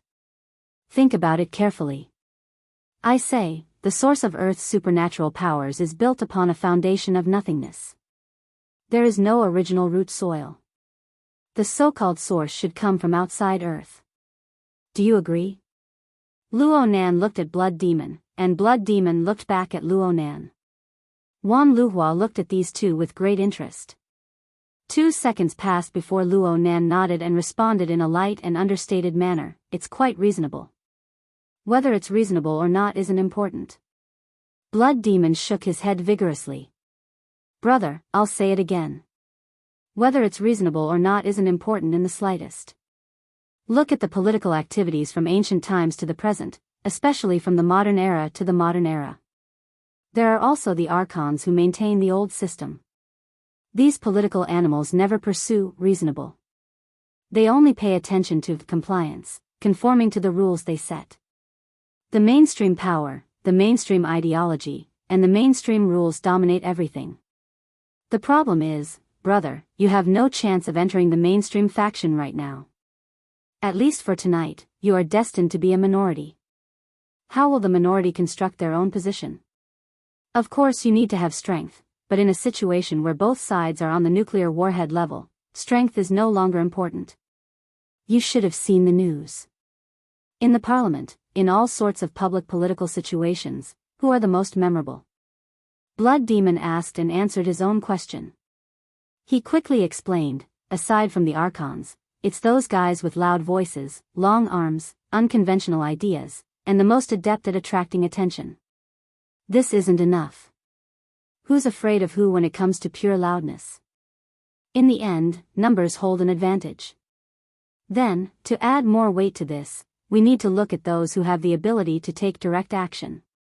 Not only can they roar, they can also make a move. Clowns? Luo Nan's response was purely instinctive. Chapter 1024. The Blood Demon laughed heartily. Brother, you're too thin-skinned, so your path is narrow. I understand. Brother, you're a professor, and you might be a great teacher in the future. You can't do such a despicable and shameless thing. But in this kind of situation, it's fine if you don't borrow a shell, but if you really want to borrow a shell, isn't it better to choose this kind of person? At the very least, it gives people this kind of feeling. Luo Nan looked towards Wan Luhua. He activated his soul and asked, "Is the Starry Sky Club like this?" The latter smiled and shrugged. Hey, look here. Great teacher Wan treats everyone like a contract worker. Ahem, of course, that's because she's focused on teaching and is fair and objective in her actions. Whether it was sincere or pretentious, it was not hard to tell that the blood demon was somewhat wary of Wan Luhua. Therefore, he chose his words carefully. Of course, we definitely don't want to fight in front of everyone and make a fool of ourselves. You also know that people who do this are mostly those who have empty brains and can't come up with any useful or feasible ideas. They can only go for the bad things. We're different here. What kind is that? Ever since Wan Luhua walked in, everyone in the room had been standing. Luo Nan didn't have any intentions of sitting down and having a long chat. It didn't matter who it was right now, it was time for them to reveal their true intentions, Mr. Blood Demon, although I don't have a deep understanding of the big picture and the Starry Sky Club. But from what you said just now, I have a preliminary impression. It seems that your club is not a particularly secretive organization, nor is it the circle you mentioned. Lord Den's contract, Ms. Wan Luhua, you, Mr. Blood Demon, Necromancer, Emperor Wu, and Jean Tong. I'll believe you if you say that you're just having tea and chatting with each other, but you're still far away from forming a political group that cooperates with each other and has a clear front, right? You've spent a lot of effort to instill in me that what I need now is a front line that can wrestle with the mainstream archons of the old system, a ready-made space to maneuver. I think this is a very good suggestion and very enlightening. I'm willing to believe that such an approach is effective. But when you're recruiting, you have to point out to me where your club's position is. Is it really useful to me? If I join this group, will I be able to gain your support? How many people supported it? How far can it last? Luo Nan's continuous barrage of questions was unable to break through the defenses of the blood demon's facial skin. The blood demon maintained his smile and shook his finger. Brother, what I've said is just an ideal situation. Think about it, on Earth now, 88 large cities are practically autonomous. The Star Alliance is nominally in charge of the world government, but in reality, they only have the resources of T-City and a few other limited cities. There is also the Air Force, which is considered a hard commodity, but there is no unified coercive force at all. In such a scattered situation, according to common sense, everyone should be blowing their own trumpets and singing their own tunes. Inner worlds, ability users, extraordinaries, all sorts of similar concepts could be found in any random city. With the current information dissemination capabilities, how many days would it take for it to spread to the entire world? But the reality is that up until now, there is still an incorporeal and sturdy high wall between the inner world and the secular world. The dissemination power of the information age has lost to the authority barrier of real society. The SCA has divided society, and a higher level power controls the SCA. There are also layers upon layers of media machines that seep into people's hearts. They deliberately mix supernatural powers with the wilderness, distortion, and other concepts. It makes the billions and billions of Homo sapiens turn a deaf ear to the supernatural events happening around them. So much so that from the day they become sensible, they lose their ability to judge and explain relevant events. What does this mean? This means that the archons of the old system occupy more resources than you can imagine. The things they do are more resolute, strict, and thorough than you can imagine. They are the true mainstream. A powerful alliance of interests that has never appeared in human history. They are an effective combination of politics, military, capital, and the strength of extraordinaries. It is very difficult for any opposition to emerge under this mainstream power. The bamboo dragonfly that I just spoke of is a countercurrent that has split off from within the mainstream power. In essence, it is still a part of the mainstream. Therefore, it is an impossible task to find an opposition party that can emerge, that dares to emerge, that doesn't get smacked to death after emerging. In this world, there is no such thing as a ready-made pie that is delivered to your mouth. Luo Nan didn't get angry when he saw Blood Demon go back on his word. Blood Demon was only making a suggestion. He didn't really want to jump out and be the savior of the world. Moreover, Blood Demon's speech gave Luo Nan a deeper understanding of the situation he was currently facing. He listened very patiently to Blood Demon finish his lengthy speech. Then he raised his eyebrows and asked, "So, in the end, I still need to make a pie on the spot and dig a position, right? The only difference is, do I dig alone, or do I dig with you guys?" Bingo! Blood Demon used 2 methods to express his praise. 1 hit. Luo Nan still didn't get angry, but he couldn't help but roll his eyes. "Then how many people do you guys have?" "The ones I heard just now. They might not be of one mind." Blood Demon didn't need to respond this time. Beside him, Lady Wan Luhua had already given an explanation with a sneer. Blood Demon maintained his smile, his face beaming with happiness. "Brother Luo, do you still remember? I've said before that formal occasions can't decide big things. Only special small circles have the power to decide and lead. I've also said that compared to the traditional circle of ordinary people, the circle of human nuclear weapons like us will operate more simply, and there will be fewer necessary members in a circle. For a circle like this, nearly 100 extraordinaries from all over the world are clearly too many. Let's take the most active ones. There are over 50 of them, which is also over the limit. And these people are destined to not play together. Therefore, it wouldn't be strange for over 50 people to form 7 or 8 circles of varying sizes. Some of these circles overlap with each other. Oh, maybe. Within these dozen or so circles, the vast majority of people are in the comfortable circles of the old system. They don't have any thoughts of change. They influence each other. They are interlinked. They are interlinked. The remaining people have ideas, drive, courage, and are willing to form circles. You can find 3 to 5 of them. This is already quite an astonishing scale. Isn't that right?" Luo Nan nodded. Blood Demon's mouth was really amazing. No matter what was said, it was correct. However, Luo Nan finally grasped the core of Blood Demon's thinking after this long conversation. "I understand now. The so-called backdoor listing isn't just you wanting me to borrow the shell of the Starry Sky Club.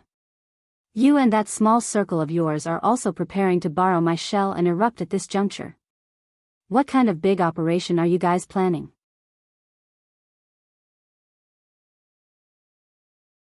Chapter 1025. It felt like a major event. Luo Nan recalled the information he had gathered since his meeting with Blood Demon. Putting everything else aside, just the people mentioned in the Blood Demon's words, actually, only one of them was needed. The person who provided the secret deed to Blood Demon and agreed to act as his artist was High Lord's secret deed. Even with Luo Nan's meager knowledge, he knew of this powerful extraordinary who stood at the peak of the world. If the extraordinary of Earth had to be ranked, it was impossible for this old man to fall out of the top 5, no matter how restrictive the conditions were. In comparison, Blood Demon's weight was a bit lacking. Of course, Blood Demon's words could be trusted, but they could not be completely trusted. Luo Nan would still be skeptical if he rewound the clock 5 minutes ago. The problem was that Wan Luhua, whom Blood Demon had privately invited, had appeared. This dispelled most of Luo Nan's suspicions. The remaining suspicions were merely remnants due to Luo Nan's unfamiliarity with Wan Luhua. This bit of residue was nothing. He did not recognize Wan Luhua before this, but the extraordinary itself could not be faked. Moreover, the Blood Demon would not go so far as to use such an easily exposed lie to sway him. He could ask Her Majesty Empress Wu later, or even Zhang Yingying. Since most of what Blood Demon said was true, then the matter he described was a major event that clearly exceeded the scope of personal grudges. Could Luo Nan's own body contain it? Luo Nan did not even need to think about it. He already knew the answer. Sure enough, it was easier to maintain an intimate distance with callous reality compared to a pie that would never be delivered to the mouth. Luo Nan was unable to guess the plans of High Lord's secret deed and Blood Demon for a time. He could only rely on the fragments of information he had obtained before to make a wild guess.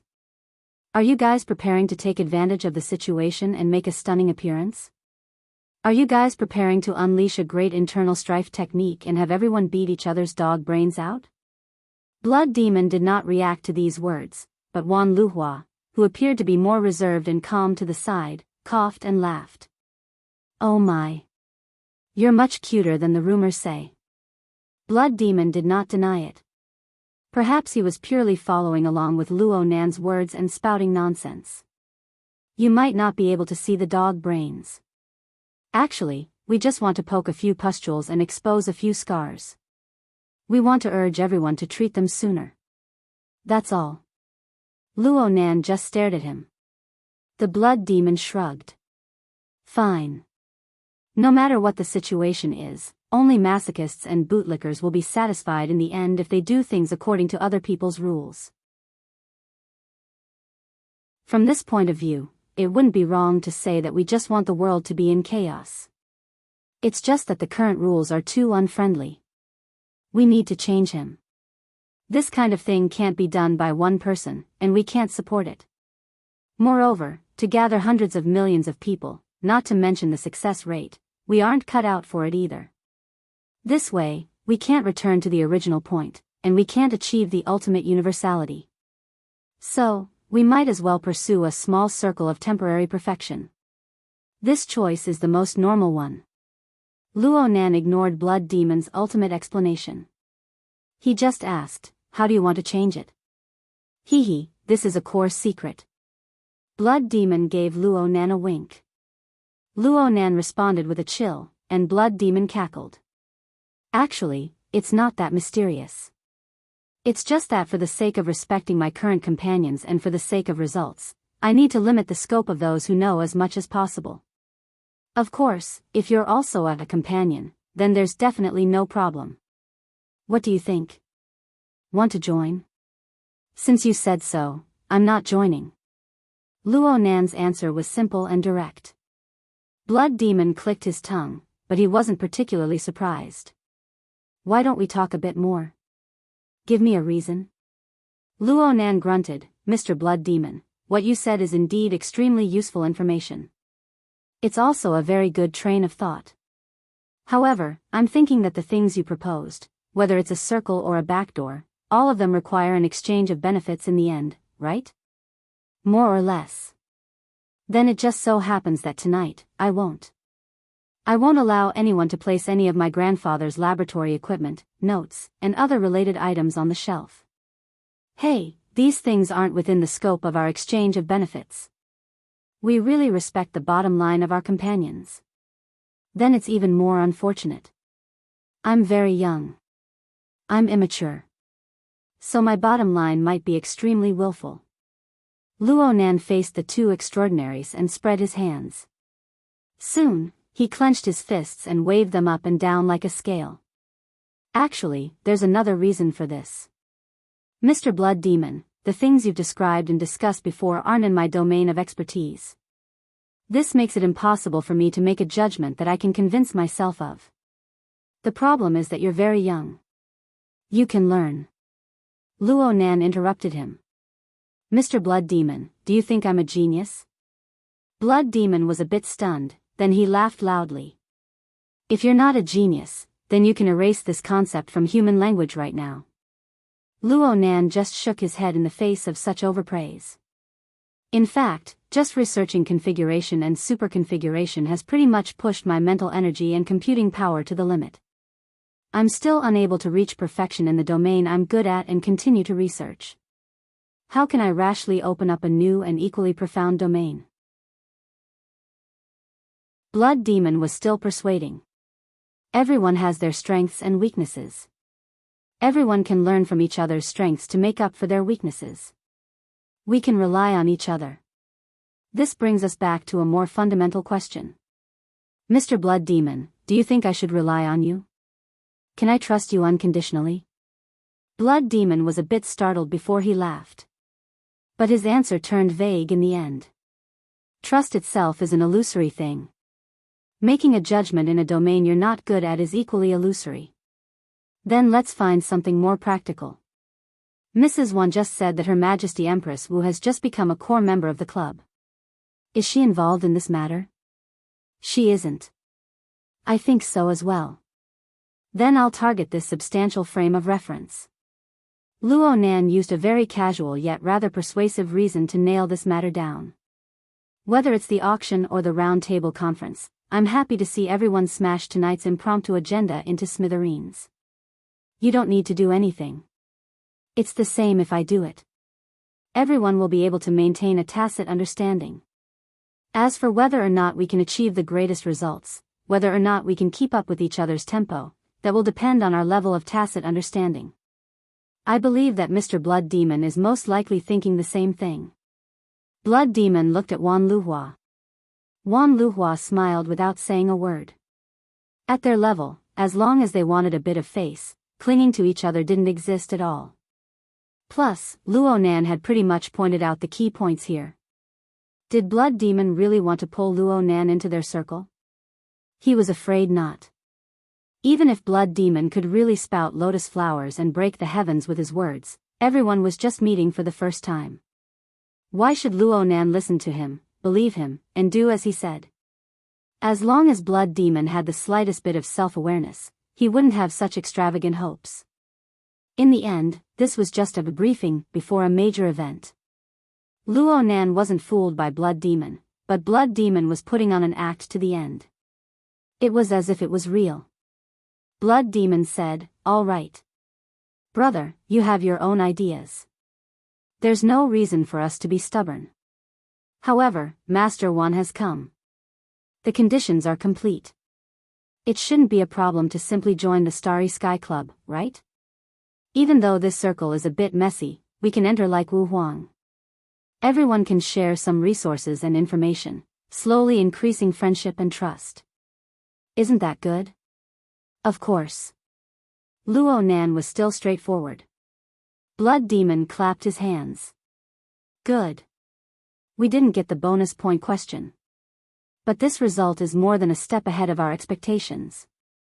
Brother, we really hit it off. Luo Nan lowered his head and laughed. However, the Blood Demon soon brought up another topic. If we really want to form a circle and form a clique, there's still a process to go through. However, before that happens, we can choose to do a few things to increase our friendship. Huh?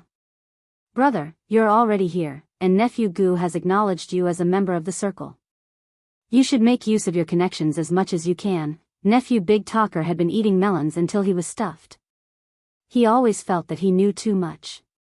He was frowning in distress as to how he should digest this information when he was suddenly called out.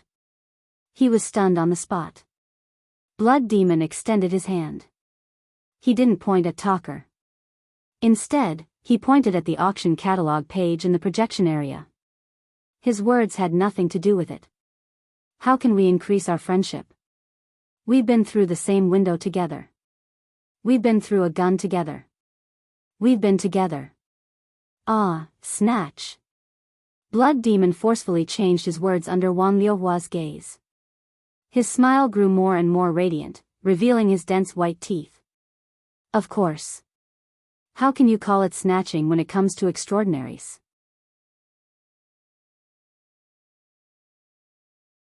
Chapter 1026. Oh my, your skill experience has increased by leaps and bounds, hasn't it? You were able to grab hold of an opening during a transfer, and in the blink of an eye, you've hooked up with two extraordinaries? Cough cough. You're exaggerating. Luo Nan shot a glance at the two traveling companions not too far away. He decisively cut to the chase. I just wanted to ask you to notify Her Majesty Empress Wu. You don't need to worry about the boss. She came here to play support.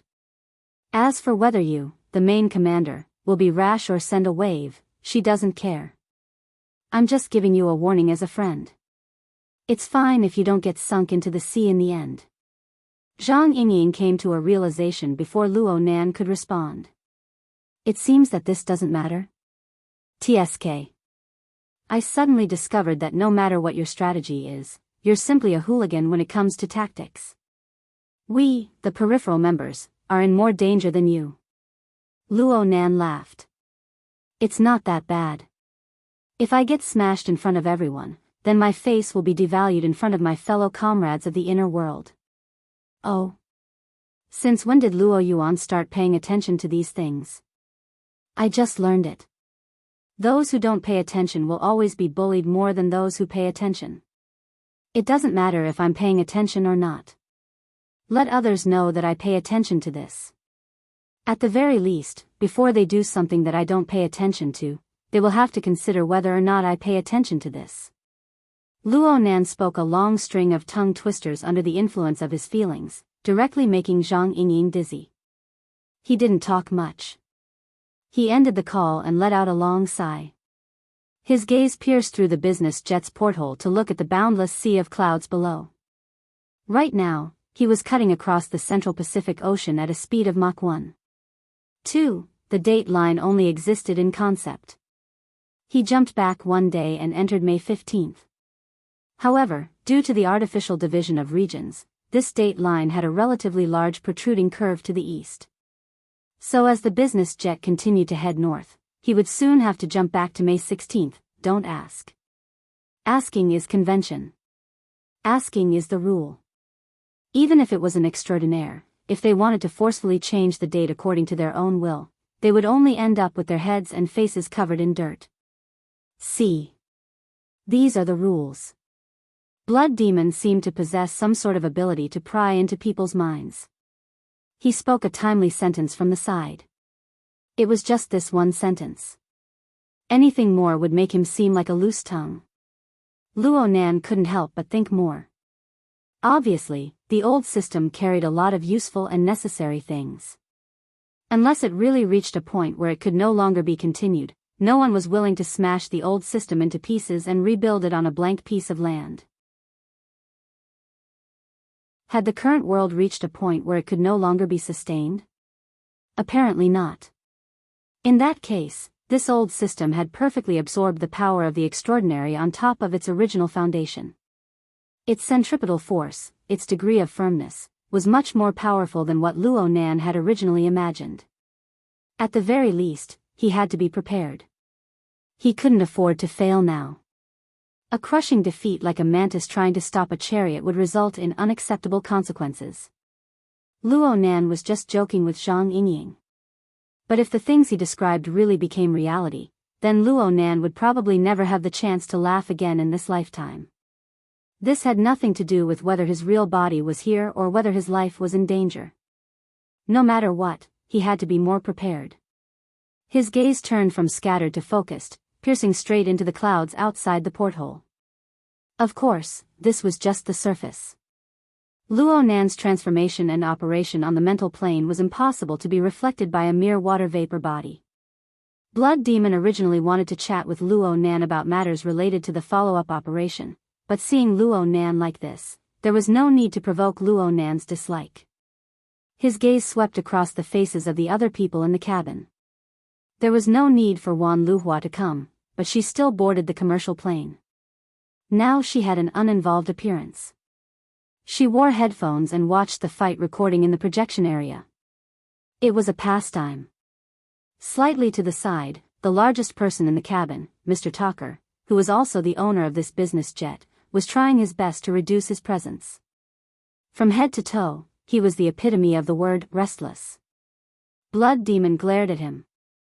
I didn't gag your mouth, and your Uncle Luo didn't chop off your arms and legs. Just do what you need to do. Is there a need to make a fool of yourself like this? Then what in the world should I do? Tucker really wanted to ask this, but he really didn't have the guts. Then again, could it be that he didn't know what he needed to do? Before Blood Demon spoke, he had long since passed on the information he needed to pass on. He had already made the arrangements he needed to make. Right now, his mind was spinning in 1,000 circles, and his mouth was mumbling incoherently. In the end, didn't he just want a promise, a protective talisman? But even if he used his stiff toes to think, it was impossible for the 3 people in the cabin to give him this. This was life. As a peripheral follower of the circle of extraordinaries, Tucker normally did everything he could. He used methods like a fox borrowing the tiger's might to intimidate others, and he was able to pocket large amounts of money. But when it came to the core issues, the contradictions and entanglements between circles, between extraordinaries, and between extraordinaries, he had to be prepared to be skinned alive. He might even lose his life. This wasn't because he was a direct descendant of the bloodline of extraordinaries. Oh, perhaps the reason he was able to live until now was related to this. The experienced people who circled back and forth in the circle knew very well how to control the heat and bypass the minefield. But today's situation was different. Aside from Blood Demon, an old fox who was well versed in the rules of the circle, there was also a hot-blooded kid who didn't know anything. The worst part was that this kid had always been renowned throughout the world with the name of the humanoid infrasonic array. It was a large-scale, indiscriminate killing machine in reality. Talker didn't even feel safe in Koror base, let alone being dragged into the eye of the hurricane. This time it was really bad. Talker was in a trance, so much so that he didn't even hear someone call out to him. In the next moment, Blood Demon smashed the ashtray on the table at Talker. Of course, it was just in passing. Fortunately, Talker's face wasn't smashed into a mess. He caught it purely by instinct. His entire body shuddered and he suddenly stood up. "Uncle Blood, please instruct me." Blood Demon smiled benevolently. "Young people need to be diligent with their eyes, hands, legs, and mouth. You need to be diligent with your heart. It's your Uncle Luo calling you." Luo Nan looked over expressionlessly. On the other side, Wan Luhua was a bit dissatisfied with Talker's large movements interfering with the projection. But she just gave Talker a glance and continued to watch her fight. Talker was stared at by the three extraordinaries in a short amount of time. His entire body was about to collapse, and the resentment in his heart was flattened. He immediately put on a smiling face and carefully waited upon Luo Nan. Uncle Luo, do you have any plans?" Luo Nan went, he was organizing his words. He asked despite knowing the answer, "Are you an electromagnetic type ability user?" "Yes." Uncle Luo's eyes are like torches. Talker had been skinned alive by Luo Nan earlier, so he didn't have anything to hide. Blood Demon's mouth was chatty. This kid has a lot of tricks up his sleeve. He knows how to conduct himself. Jean Tong made him happy back then and even gave him pointers. Faced with Blood Demon, who touched on his sore spot, Talker lost even the strength to be angry.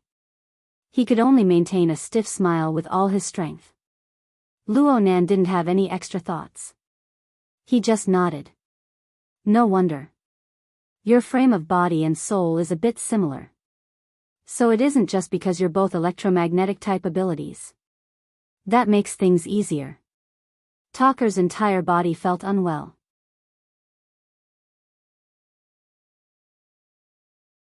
Chapter 10:27. At 2 o'clock in the afternoon, when the sun was at its highest, the sky darkened at a visible speed. Thick clouds separated the sunlight from the surface of the sea, leaving only a blurry haze of light at the boundary between the sea and the sky. Without the direct sunlight, the surroundings of the giant steel ship traveling on the ocean suddenly became much cooler. Not long after, a commercial plane pierced through the clouds, slightly calibrated in the air, and swooped down towards the giant ship. The top deck became even busier. Even from a distance of dozens of meters, one could hear the clamor over there. It was unknown whether it was the turbulence stirred up by the commercial plane or the raging sea breeze, but suddenly, a cold wind blew in his face. Yu Qi unconsciously shivered. Beside him, his son Yuzheng simply sneezed. Both of them were dressed very casually.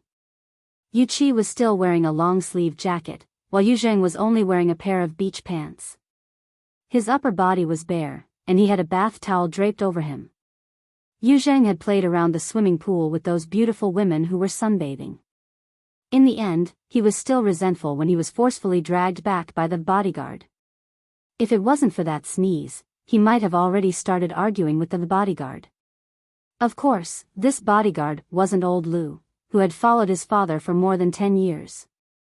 Instead, it was the goods that had been temporarily assigned to this luxury cruise ship. Yu Zheng was already thinking about letting old Lu take action and teach this temporary worker a lesson to vent his anger. The problem was that old Lu, who had always taken care of him, was like a clay sculpture at this time. He was only a breathing tool behind his father. As for Yu Qi himself, he didn't say anything about the behavior of the temporary bodyguard. Instead, he turned around and reprimanded his son, "Look at what you're wearing. Others might not know what the situation is right now, but don't you know?" Yu Zheng was already in a bad mood. He was annoyed when he heard this. "What's wrong with me wearing this? Don't tell me you want me to come out in a hospital gown? Do you want me to lie in the ICU before you're satisfied?" Yu Qi flew into a rage and wanted to kick this unfilial son away. However, when he saw that the child's cheeks were much thinner than half a year ago, his anger was stifled in his chest. At this time, his wristband vibrated. Seeing the caller's name, Yu Qi couldn't get angry. He only reached out and pointed at Yu Zheng twice to give him a warning. Only then did he adjust his mood and connect the signal. "Qin Qin, are you in class over there? Why are you calling? Your brother? He's fine and carefree. He was just fooling around in the pool. How would he have the time to answer your call?" The irritation in Yu Qi's heart had dissipated quite a bit after chatting a little more with the caring little cotton-padded jacket. He turned his head and took the initiative to remind Yu Zheng, "Did you miss your sister's call? What are you talking about? Are you afraid that the hospice care won't be able to catch up?" His daughter was there, so Yu Qi didn't curse out loud. However, his foot finally kicked out, causing Yu Zheng to stagger. Yu Zheng had already gotten used to it during this period of time, so he couldn't be bothered to respond. He turned his head and spoke to the temporary bodyguard who had just brought him back. "Is this how your volunteers are treated?" The temporary bodyguard responded coldly. He wore a standard black suit and sunglasses. There was nothing creative about it, and it also covered up all human reactions. Yu Zheng, on the other hand, had already begun to add to the drama. "Look, in the end, he's just a lab rat. Then don't let me out. How nice would it be to put me in a cage?" Yu Qi felt his heart ache, but his daughter, who was an ocean away, was still on the phone. It wasn't good to worry her, so he could only comfort her. "Forget it. If he doesn't want to answer, then don't answer. He's just nervous now. His whole body is twisted. In fact, Dr. Clay's technology is already very mature." Yu Qi's consciousness was a little dazed as he said these old, familiar words. Ever since Yu Zheng was diagnosed with a mutant infection on New Year's Eve last year, Yu Qi had done everything he could to bring his disappointing son back onto the normal path of life. He had used all his resources, even abandoning his family and business to bring Yu Zheng around the world to seek medical advice. But now that things had come to this, he still had to rely on these meaningless words to comfort his son. As the helmsman of a large regional pharmaceutical company, he more or less knew some information, and he did believe in Dr. Clay and his laboratory's research capabilities in the field of human mutants and treatment. It was just that ever since the era of mutants, the mutant infection itself was a dangerous peak that could collapse at any time. Not to mention, it was a critical juncture between the second and third phase. In this field, 99% of the world's people were deaf and blind. Apart from blindly believing in this kind of top-notch research institute, who else could he rely on? He couldn't let his daughter know these thoughts no matter what, so Yu Qi forcefully eased his tone. "It doesn't matter if he doesn't answer. There's still me. Do you want to see how your brother is like?" As he spoke, he didn't care whether his children agreed or not. He turned on the projector function and prepared to let the siblings meet to dilute the current terrible atmosphere. He was still adjusting the angle, but Yu Zheng's expression was already changing. He was clearly still feeling awkward. But this matter didn't depend on Yu Zheng. It didn't even depend on Yu Qi or Yu Qin. Instead, it was directly announced by the serious-looking temporary bodyguard. "It's time for the routine physical examination." As he spoke, the temporary bodyguard directly gestured for them to go back. "Hee, the little white mouse is about to enter the cage." Yu Zheng was surprisingly cooperative this time. He sneered, turned around, and walked back. He had already walked behind the temporary bodyguard, but he turned back and patted the robust man's chest. "I'll bite open the cage and run out soon." The temporary bodyguard didn't respond at all. His expression remained indifferent as he turned around and followed behind Yu Zheng. He also turned a blind eye to Yu Qi on the other side. Yu Qi watched this scene in a daze. "Dad?" Yu Qin was puzzled. "It's nothing. Your brother has to go for a physical examination. Don't worry, we'll contact each other later." Yu Qi hurriedly hung up and took 2 steps forward. He wanted to follow behind, but after a moment's thought, he let old Lu follow and take care of him first. Old Lu was a little hesitant. "Chairman? It's nothing. Little Zheng isn't that far. I'll let him come over." Yu Qi watched Yu Zheng and old Lu's figures disappear from his line of sight. Only then did he find a contact number and dial it. "Smith, it's me. Hey, York, I was just about to contact you." As an important partner of Wuyue Pharmaceuticals in the New World, Smith had a pretty good personal relationship with Yu Qi. He immediately called out the nickname he had given Yu Qi without permission. He couldn't hide his excitement. "Come over quickly. Come to the exhibition hall first. Today's scene is amazing." The small incident in Ban City didn't affect this great trade fair. I saw a lot of big shots. They even arrived early. I originally thought that I would only be able to see these walking money and power after 20 o'clock. Yu Qi wasn't in the mood to tease people. He took a deep breath and said solemnly, "Smith, you know the current situation. I have to confirm it again."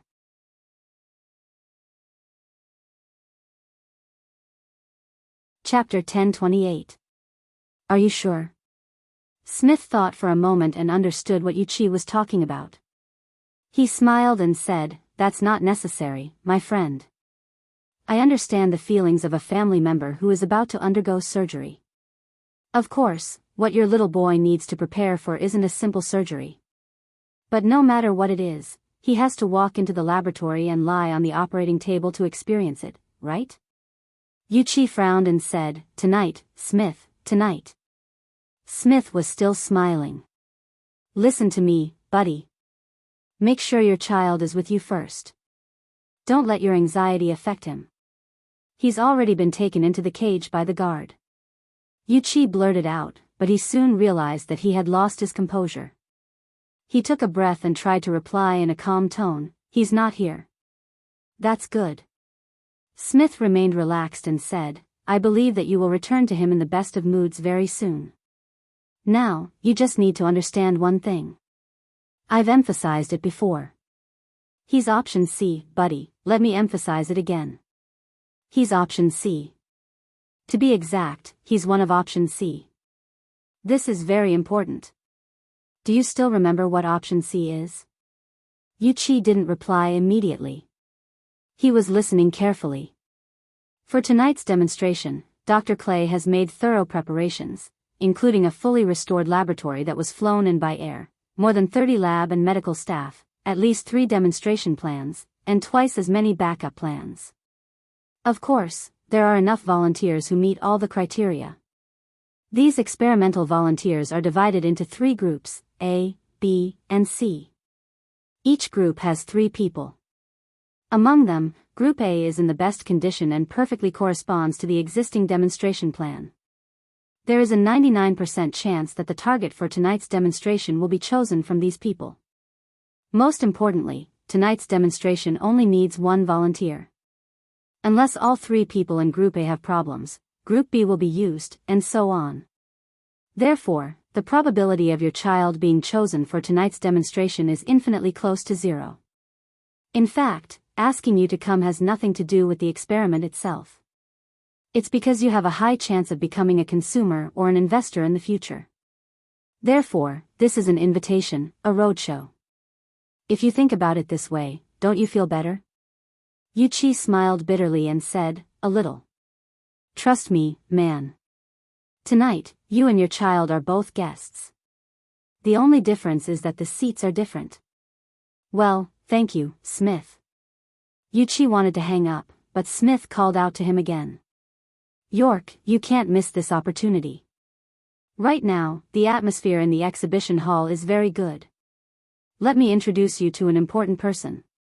Maybe it will make you feel more at ease. You know, Area C12 here. Yuchi actually wanted to spend more time with his child, but Smith had already pointed out his dual identity as a consumer and investor. Some social interaction was necessary, and he couldn't refuse. Give me 10 minutes. In the Emerald Light cruise ship, which was like a city on the sea, it was already very polite to say that they would arrive in 10 minutes. Yuchi didn't waste a second. He first arranged for his secretary, Xiaozeng, to meet him in Area C. He then woke up the AI butler and planned the fastest way to Area C12. This was necessary preparation. As a truly high-end cruise ship, the Jadeite Light was defenseless for some people.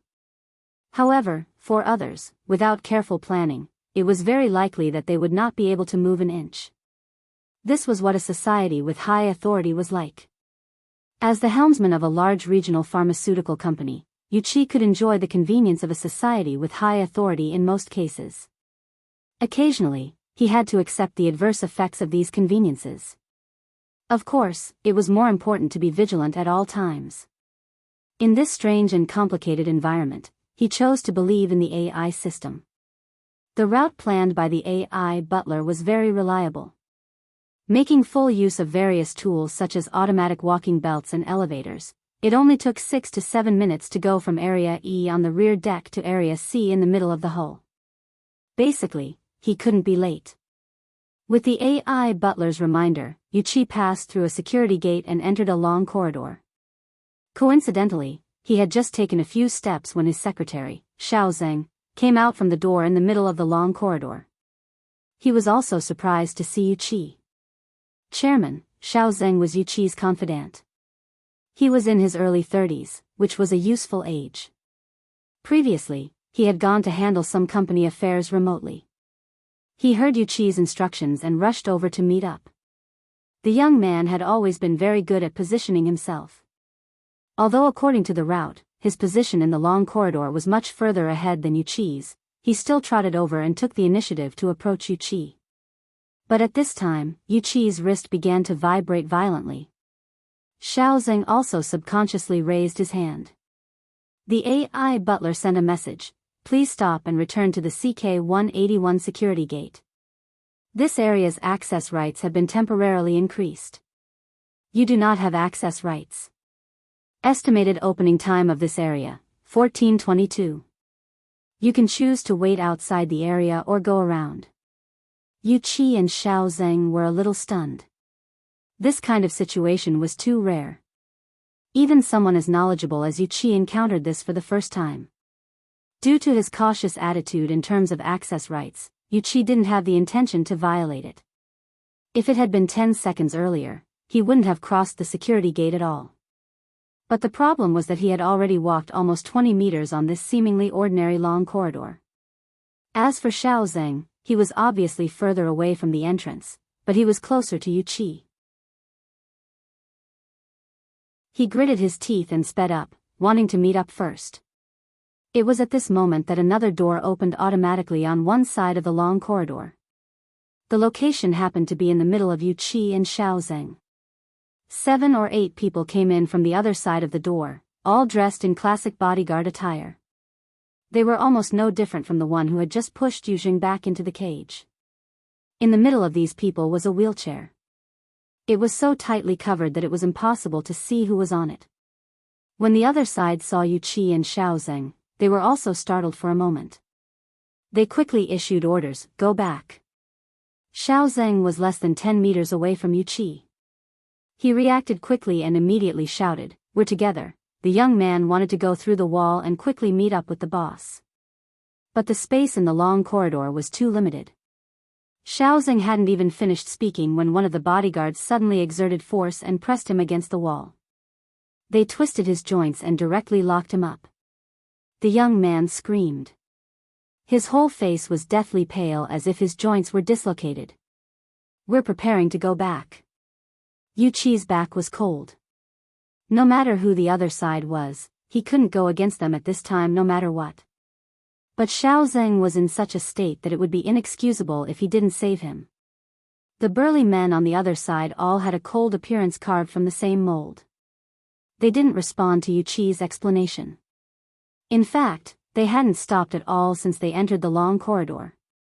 Yu Qi and Xiao Zheng were just a small accident that they had casually dealt with. Realizing this, Yu Qi felt even worse in his heart. Before he could find a way to deal with it, there was another sound of the door behind him. The security door he had just passed through opened again. There was also a very unrestrained cackling sound.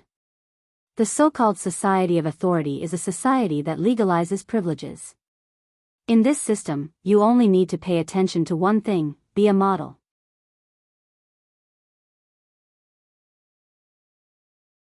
Chapter 1029. 4 people entered through the security gate. The one chattering endlessly was a man in a flowery shirt who looked like a tourist. Aside from him, there was a muscular, dark-skinned man with clear tattoos on his face and body. There was also a petite, short-haired beauty with an elegant temperament. In addition, there was an extremely young man. He looked to be a few years younger than Yu Zheng. The 4 people walked directly into this high-clearance area. They were different from Yu Qi, who was at a loss for what to do. They were also different from the grim group of bodyguards. It was as if they were truly on a luxurious cruise ship used for pleasure. At least, some of them were like this. They even ignored the tense atmosphere in the long corridor, the unnatural people and actions, and walked straight over. The flowery shirt man continued to talk non-stop, saying some specious words. The muscular, dark-skinned man had his head lowered the entire time. The short-haired beauty had a calm expression and didn't look sideways. Only the young man swept a few glances over with some curiosity. Yu Qi's gaze collided with the young man's for an instant. The young man clearly didn't feel anything, but Yu Qi was different. This was because he recognized this person. In this moment, memories that he once thought had faded suddenly surged up. Half a year ago, at Aurora Cloud City, at nearly the same time as the news of Yu Zheng's mutation infection was exposed, their family unexpectedly met this young man in the elevator. Luo Nan. Being in Xia City, Yu Qi more or less knew a few things about this young man. He still remembered that Luo Nan had a group of people by his side at the time. Yu Qi was the youngest of the group, but he was already the core of the group without a doubt. Half a year had passed. They were separated by tens of thousands of kilometers. The circumstances were completely different, but this young man was actually like a fish in water in this inharmonious environment. The flowery shirt man's mouth didn't stop. It looked like he was preaching and teaching, but his words were clearly referring to Luo Nan as one of his kind. He was boasting about himself. Yu Qi was absent-minded once more. Even he didn't know why he was able to observe in such detail. Or was it just an illusion created by his nervous mind? But one thing was certain, the group of ruthless bodyguards in front of them suddenly shrank after a low noise. They lined up against the wall in this corridor with limited horizontal space, trying their best to make space for the 4 of them. Even the bodyguard who was holding Xiao Zheng adjusted his posture and turned his back to the wall to show his respect. He also put one arm on Xiao Zheng's throat to prevent him from making a sound. There was no hesitation in his actions, and there were no gaps in his actions. It was as if everything he did was completely natural. Seeing this scene, Yu Qi's heart stirred. Perhaps he could ask for help. Because of the retreat of the group of bodyguards, the obstructed area looked a lot more spacious. It even exposed the wheelchair that had been tightly covered before. Sitting on it was a middle-aged white man who looked about the same age as Yu Qi. His complexion was not very good, and his skin showed an ominous iron red color. His eyelids were half closed, and his energy was not good. He looked like he was seriously ill. It seemed like the temporary increase in authority this time was to transport patients. However, when the 4 of them walked over as if it was a matter of course, the person in the wheelchair actually forced his eyes open and smiled. He nodded at them as a greeting. This kind of polite and restrained behavior finally caught the attention of the 4. Among the 4 of them, the one in the flowery shirt, who had been bragging about needing to raise their demeanor, turned his head slightly and laughed. "Jeff, you old hyena, did something happen to the charging station again? I told you a long time ago that Black Lion can't be trusted. You might as well make up your mind and let the old witch help you.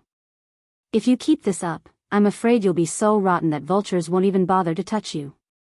At first glance, the man in the flowery shirt and the man in the wheelchair seemed to be on friendly terms, but their feet didn't stop. They didn't look like they wanted to chat at all. Jeff, who was in the wheelchair, smiled but didn't say anything. After this interruption, Yuchi choked back the words of help that were at the tip of his tongue. Seeing that the best time to ask for help had passed, the four of them passed by Xiao Zheng, who was still pressed against the wall in the next moment. The young man, Luo Nan, patted the shoulder of the bodyguard who was still locking Xiao Zheng. He didn't stop and just walked over. The bodyguard subconsciously loosened his grip. Only then did he remember to turn his head to look at Jeff's expression. Jeff just motioned for the surrounding bodyguards to continue pushing him forward. The group of people returned to their original tight formation. They soon walked past Yuchi and exited through the security door that he had just entered. Yuchi didn't dare to move during this time. Just like that, the corridor that was suddenly congested also suddenly became quiet. Only Yuchi and Xiao Zheng, who was holding his shoulder and moaning, were left within the 10-meter area. One was standing and the other was lying. His wristband vibrated once more. It should be a notification of a change in authority. Yuchi didn't pay attention to the specific content at all. He just faintly heard the man in the flowery shirt praise, "Hey, he's got that style." Yuchi woke up with a start. He hurried to Xiao Zheng's side and crouched down. "Don't move. Let's check for injuries first." He couldn't help but look forward as he spoke. The four of them had already pushed open the door to the other side of the corridor, cutting off his line of sight. The occurrence of an accident would inevitably delay time. Although Xiao Zheng's injuries weren't serious, finding the service personnel on the cruise ship and taking him to the infirmary took some time. Yuchi was undoubtedly going to be late by the time he finished arranging things. By the time Yuchi arrived at the exhibition hall of Area C-12, he was already 5 minutes late. He explained things to Smith midway, and Smith didn't really care. But Yuchi still apologized first when they officially met.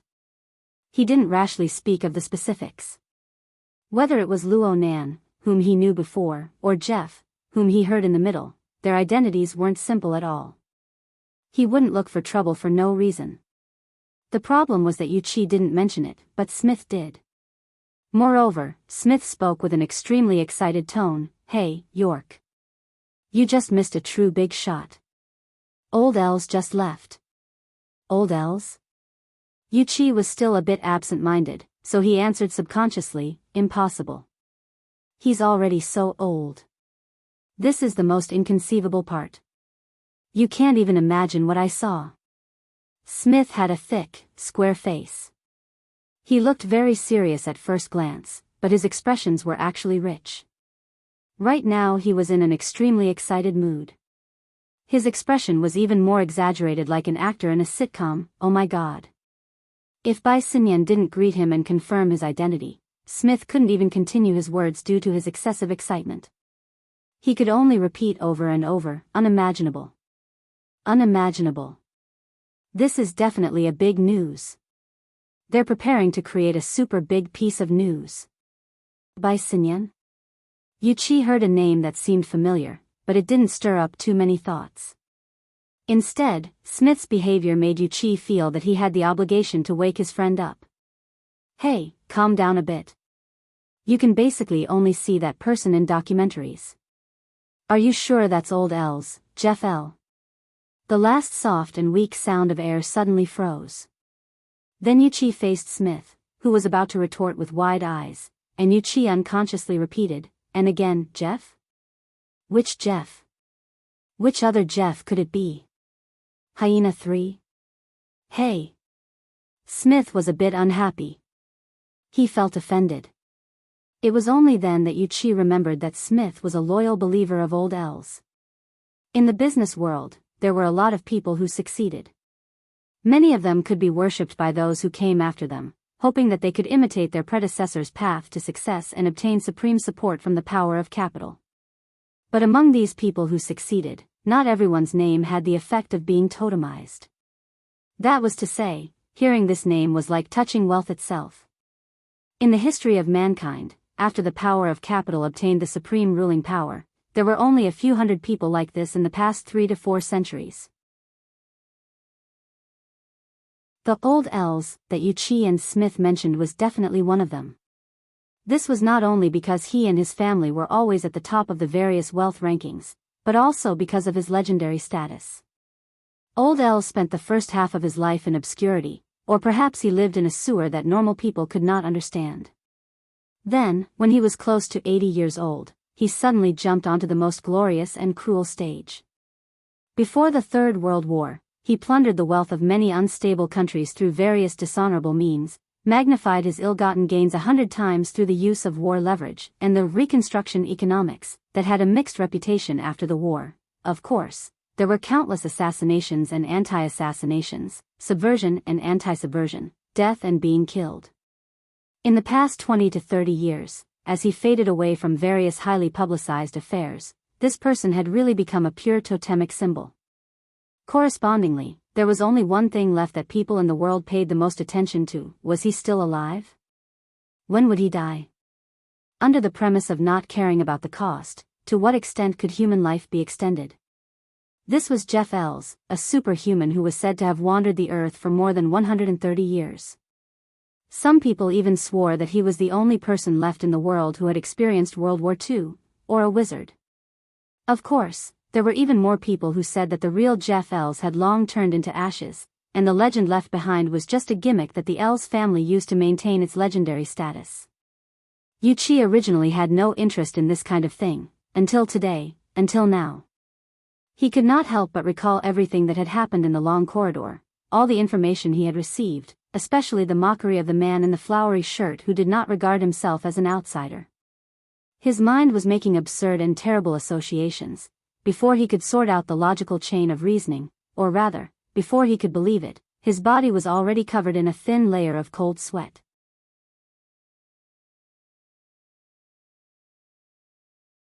Chapter 10:30. Yuchi instinctively didn't want to continue, so he changed the topic. "Aren't you going to introduce me to an important person?"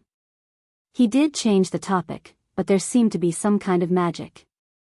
The bullet that had missed the target returned to the bullseye. He subconsciously said, "If it's Mr. Old Airs, don't joke around.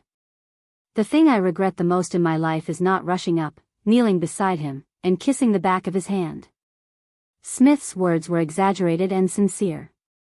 And then being pressed to the ground by those black suits. Smith didn't hear the small details in his words. He just expressed it in an irrational manner. "That was worth it, York. That was worth it. Mr. Old Airs is my spiritual mentor. Maybe if he touches me, he can change my fate forever. Left or right, death or life." Yuchi moved his lips, but in the end, he didn't say anything about the scenery. He just said, "I just want to know someone who can make me feel at ease now." "Oh, that's right. I still remember.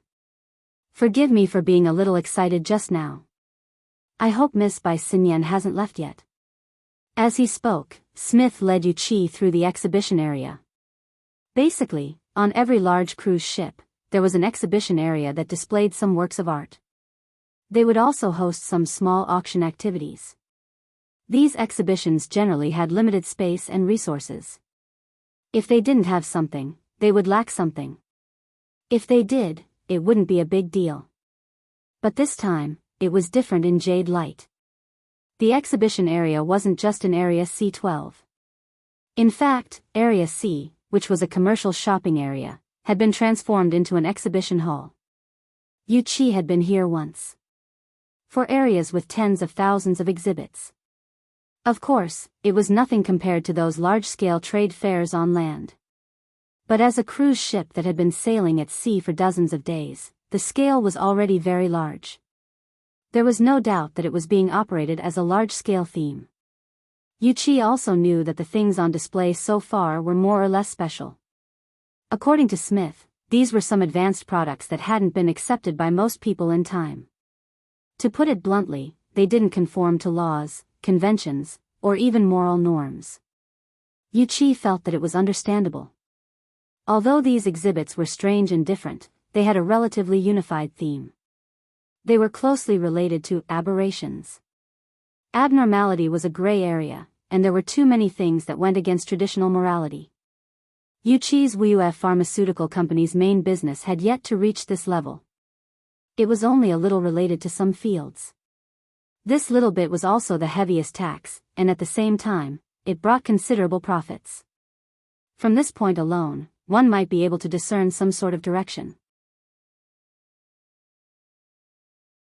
Of course, the people who boarded the Jade Light and stayed there until now or were currently rushing to the ship were more or less related to the distortion. They were either engaged in related industries and ran businesses in this area, or like Yuchi, they were voluntarily or involuntarily associated with aberrations. As for Jeffrey Ells, of course, he also belonged to this group. As such a legendary tycoon, it was not surprising that he was involved in any industry. However, there was one thing that Yuchi still could not get over. That image. He thought that if he wanted to see a similar image of Jeffrey Ells, he would have to look for it in a documentary. In fact, even in documentaries, Jeffrey Ells would not be seen at this age. It was as if time had turned back 100 years. Hey, York. I have to say. Smith could not help but continue the previous topic. On the one hand, it was because of his own emotions. On the other hand, there was indeed an atmosphere of whispering in the exhibition area that they passed through. There were not many people who actually went to see the exhibits. They gathered in groups of 3 or 4, gesturing, surprised, and whispering to each other. Although their images were different, they could be grouped together with Smith beside him. They were all people who had been run over by something incredible, had survived a disaster, or had hit the jackpot.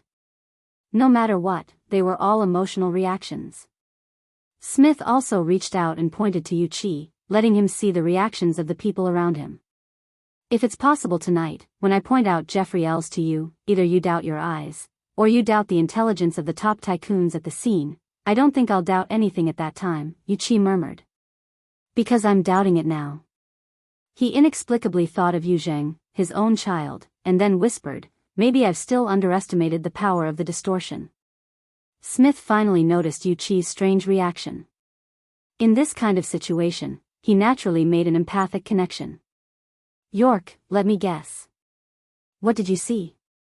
Yuchi didn't have the energy to play guessing games. He waved his hand and directly revealed the answer. I also saw Jeffrey, the Jeffrey in the wheelchair. Looking at Smith's widening eyes, Yuchi spread his hands. He's in the long corridor behind us, but I'm not sure if he's the one in the documentary. Actually, I still don't understand how you guys recognized him. Smith was stunned for 2 seconds before he subconsciously replied, it's enough that someone trustworthy recognized him. Smith was stunned not only because of Yuchi's answer, but also because he had received an excessive amount of information at the same time. Hey, look over there. By Sinyan, the one I want to introduce, the important person who recognized old Ells. She's looking over.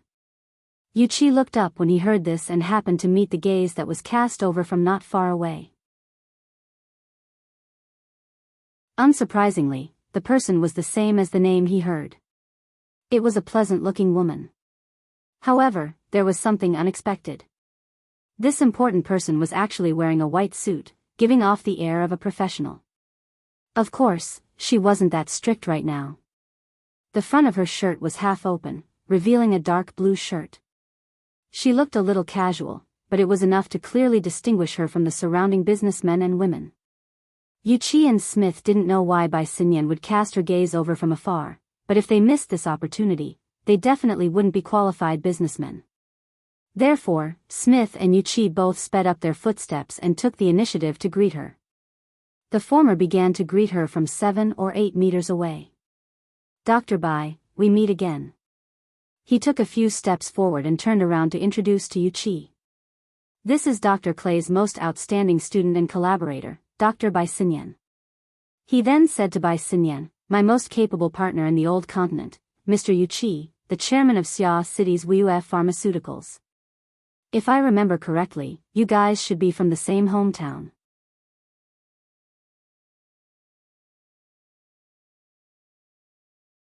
Chapter 1031.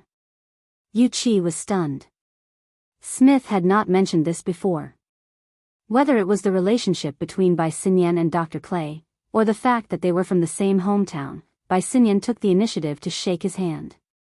Bai Xinyan took the initiative to extend her hand and shook his hand with a smile. We are indeed from the same hometown. The headquarters of WUF Pharmaceuticals is in Nader District. My father works at the nearby Ren AI hospital.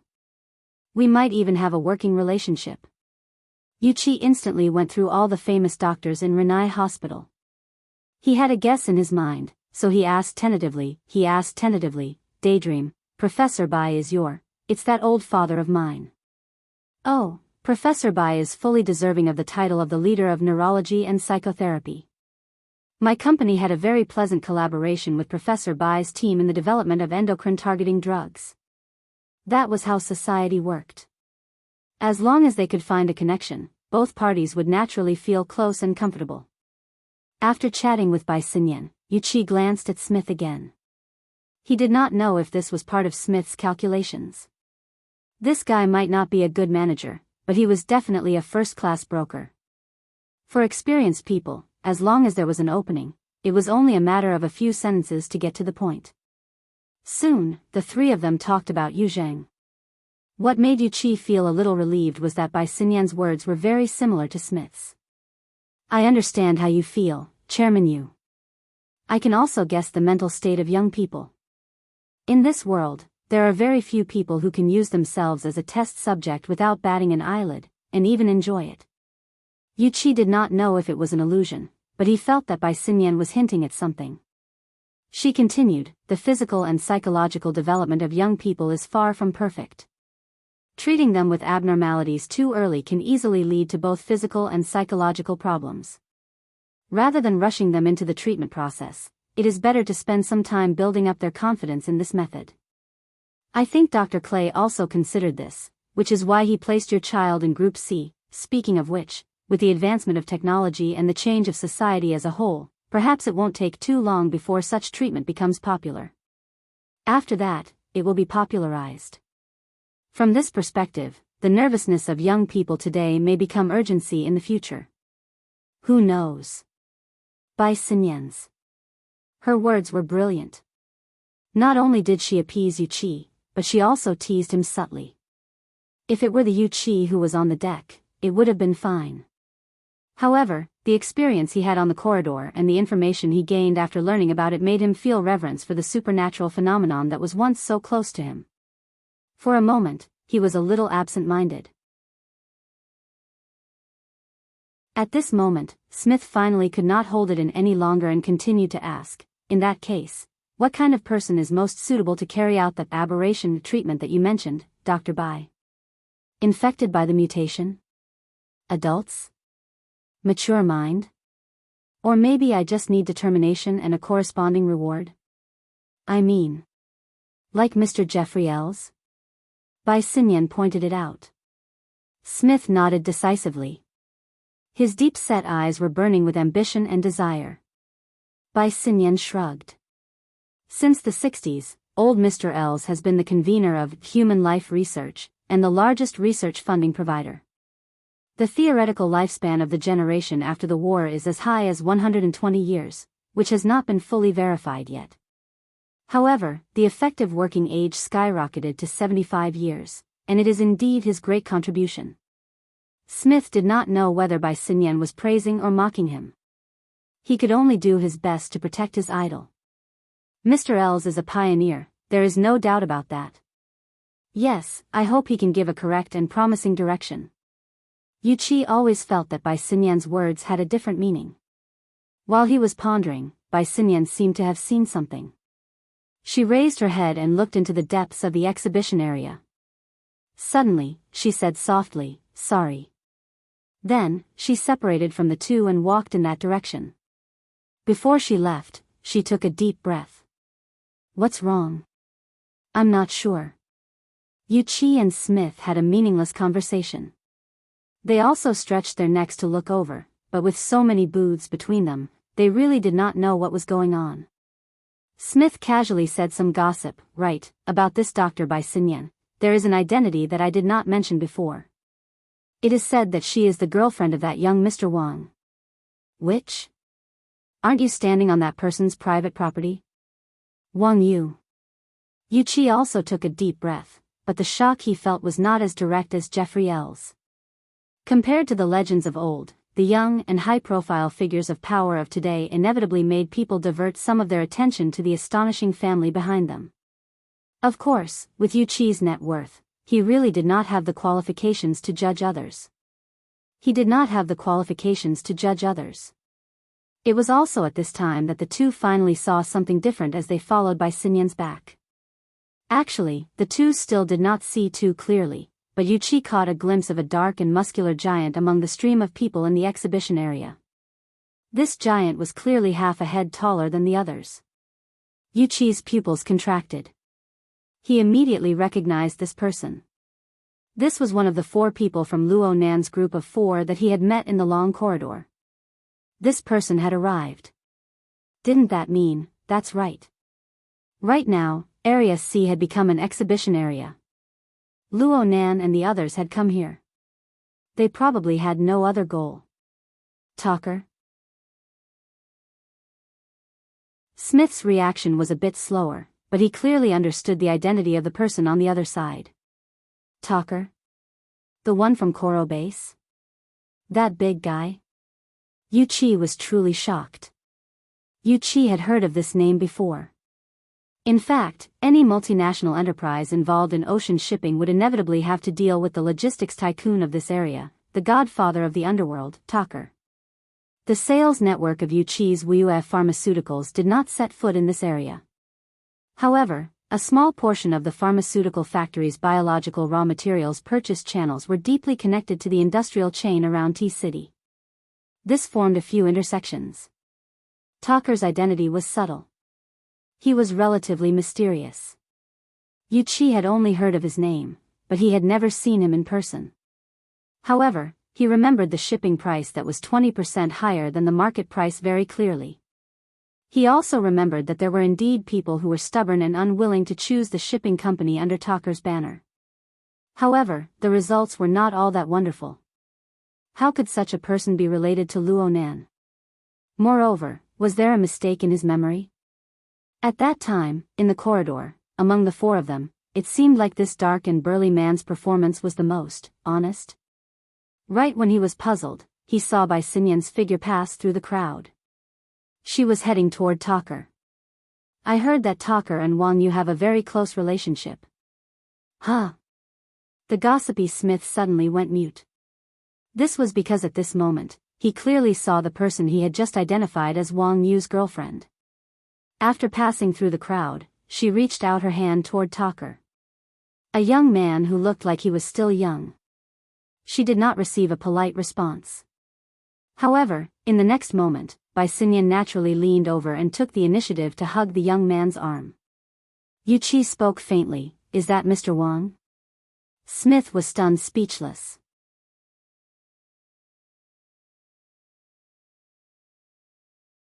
Chapter 1032.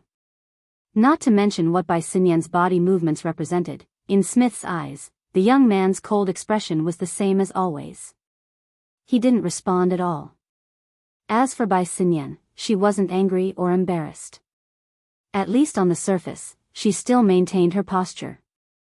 She quickly found a relatively suitable position. She was like a private tour guide who took the initiative to stick to him.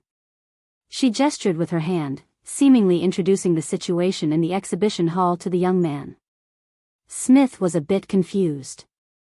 Who's that? No matter how well-informed a person was, their knowledge of a completely different field was limited. In the end, it was Yuchi who exchanged information with him. This person is called Luo Nan. In Xia City, he's very After hesitating for a moment, Yuchi used an inappropriate word. Very prestigious. Why haven't I heard of him? He doesn't belong to the circle of normal people. Yuchi could only say this. He belonged to the circle of outsiders. At most, he heard some indistinct information that was hard to distinguish between true and false. He had a bit of a vague impression. Smith could understand that there was also such a circle in the new continent. In recent years, it had become relatively flamboyant. But overall, it was still hard to understand. It was still very difficult for a person of his level to understand it in depth. He quickly grasped another important point. You guys know each other? We met once. Yuchi's response was a bit weak. Actually, it was his troublesome son who recklessly offended Luonan. Fortunately, his daughter handled things appropriately. Through subsequent contact, Luonan had more or less corrected his impression of Luonan. Yuchi wasn't sure if this impression was good or bad. Luonan had given him 2 light pats on the shoulder not too long ago in the long hallway, giving Yuchi more psychological comfort. Let's go say hello. As a broker, Smith absolutely wouldn't let go of any opportunity to expand his social network. Yuchi hesitated for a moment. He didn't refuse. Ever since he came to Area C-12, he had encountered all sorts of unforeseen circumstances. He needed to find a more stable anchor point. However, accidents would always happen inadvertently. They had just taken a few steps forward when their wristbands vibrated at the same time. Yuchi saw the caller and his heart tightened. Old Lu. What? What does deep detection mean? Don't agree. Don't pay attention to it. Wait for me. On the other side, Smith's expression also sank. Mr. Summit, isn't this notice a little too sudden? I was with Professor Bai Xinyan just now, and she didn't mention anything about the group adjustment at all. Huh, what about the 6 people from Team A and Team B? Did something happen just like that? Very likely. To hell with this reason. At this point, the 2 of them looked at each other in unison. They could not see any good news in each other's eyes. Things were really troublesome. Let's go. Smith shouted. Before he could react, Yuchi had already turned around and left quickly. Soon, he was in a jogging state. In the current hall, there were only 2 or 3 non-important people who left in a hurry. It was impossible for them to attract too much attention. Luonan shot a glance in that direction, but he soon placed his attention back on the woman who was holding his arm. The greetings had been exchanged, but that didn't mean that he had accepted her. Luonan and Bai Xinyan were basically in a state of enmity ever since the 2000th Young Miss incident. If Bai Xinyan hadn't cooperated with him a few times, intentionally or unintentionally, and covered for him a few times, the 2 barely managed to form a tacit understanding. Luonan wasn't sure what Bai Xinyan would have done when their bodies touched. However, he also suspected that Bai Xinyan had guessed his current attitude. That was why she had appeared here in broad daylight. Otherwise, she would have been like the 2000s incident. She would have run away without a trace. This could be considered confidence. Was she holding on to Luonan's confidence? Your courage is commendable. Luonan gave a word of praise, expressing his appreciation for Bai Xinyan's actions. But he had no intention of introducing her to the other 3. The problem was that there was no need for him to introduce her. Blood Demon whistled. Oh my. Isn't this the black-hearted beauty who tricked Jin Tong to death? Bai Xinyan bowed slightly. Mr. Blood Demon must be joking. In the next moment, she took the initiative to speak to Wan Luhua. Instructor Wan, the first quarter's subsidy allocation will be transferred to you in about a week. I'll have to trouble you to take care of it. Wan Luhua had clearly dealt with Bai Xinyan more than once. Your turnover is getting more and more procrastinating. After all, this is the first wave of burners retiring from the army. The unexpected product changes have caused a large discrepancy with the budget. Plus, there are quite a few independent directors. Their heads are in a terrible mess due to the production line switching. It's hard to avoid a bit of a fuss. Even Talker and Bai Xinyan exchanged glances as they spoke. Luo Nan was a bit surprised. He didn't expect that Bai Xinyan was really famous in the inner world. All right. Her connections in the inner world were much deeper than Luo Nan's at first glance. This indirectly proved one thing. The power behind Bai Xinyan was quite impressive. At the very least, it was on the level of being acknowledged by extraordinaries like Blood Demon and Wan Luhua. From this point of view, she had her value.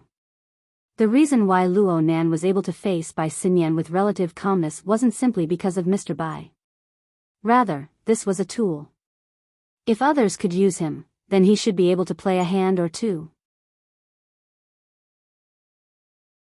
He should be able to make something valuable out of it. He hoped that Bai Xinyan was aware of this. He wasn't in a hurry to converse with Bai Xinyan. He didn't pay attention to what this woman was thinking. He just followed his own pace, observing today's main venue from every angle and every level. He had to investigate if there was something odd.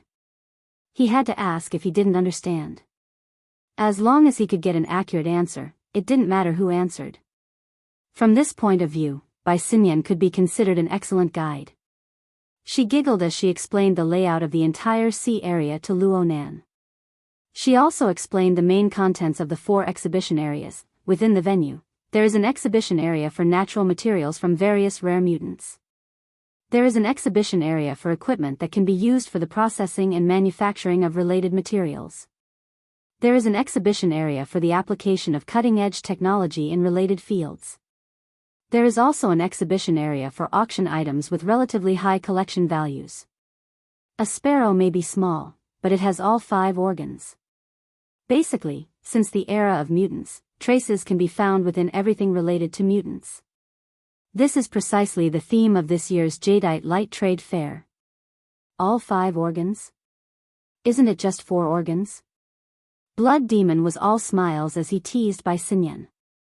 If you say it like this, then there really is. Bai Xinyan didn't have time to respond before Luo Nan spoke first. There are quite a few people here.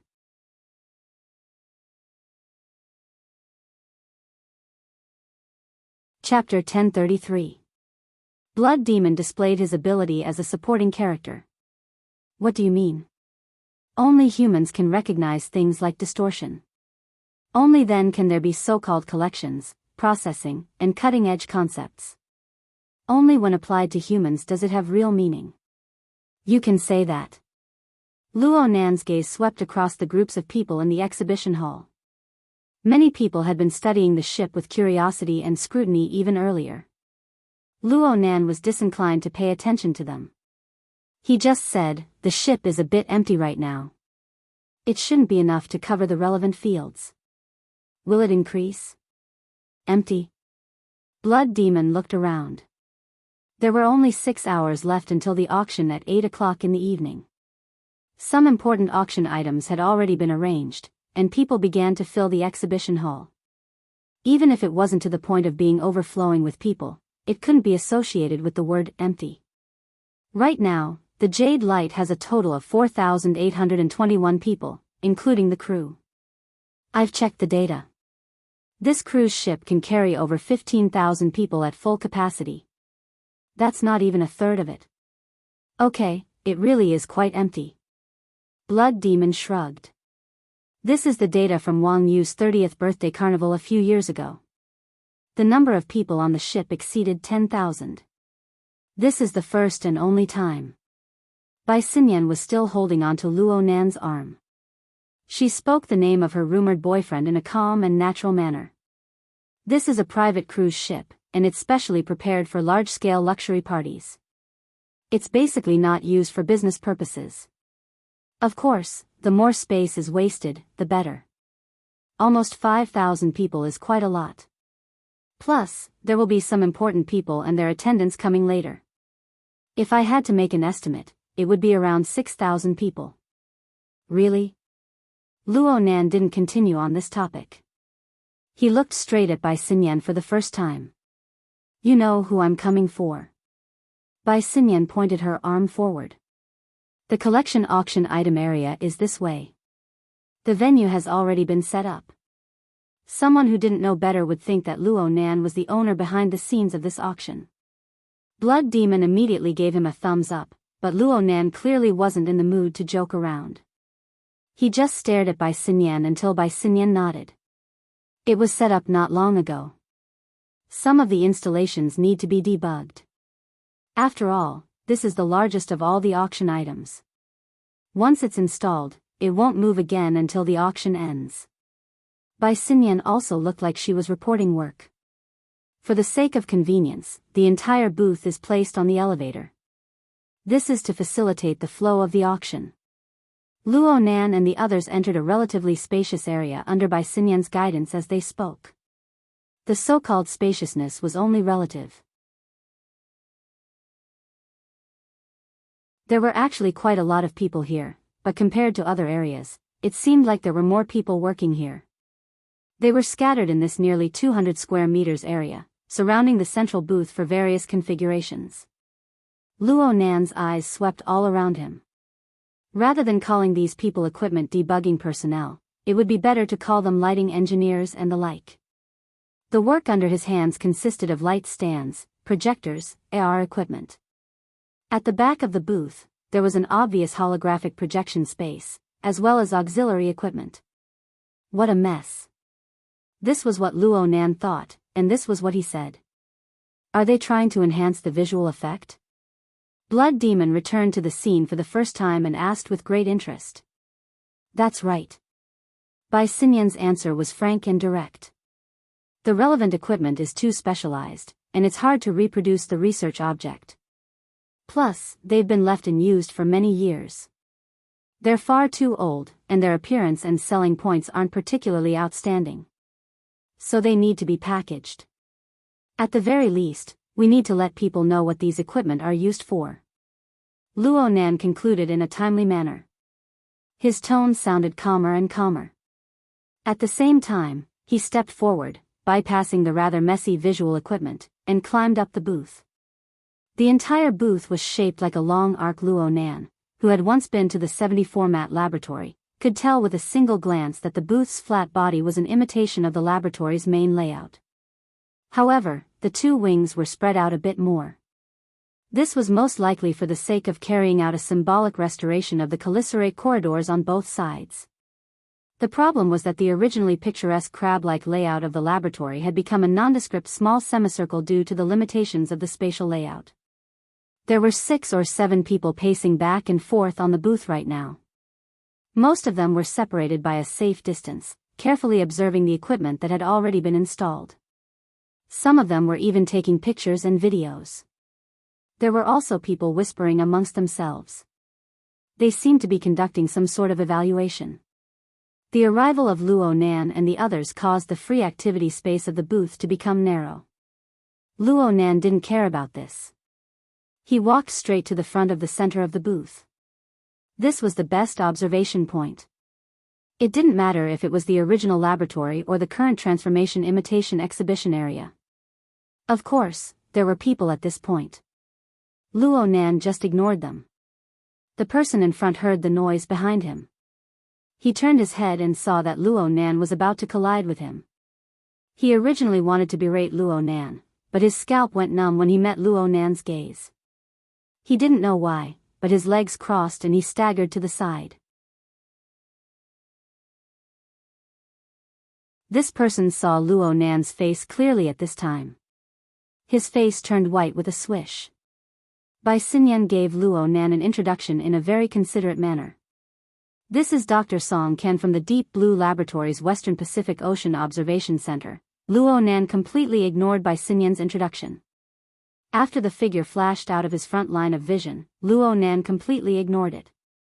He just cast his gaze calmly towards the equipment on the booth.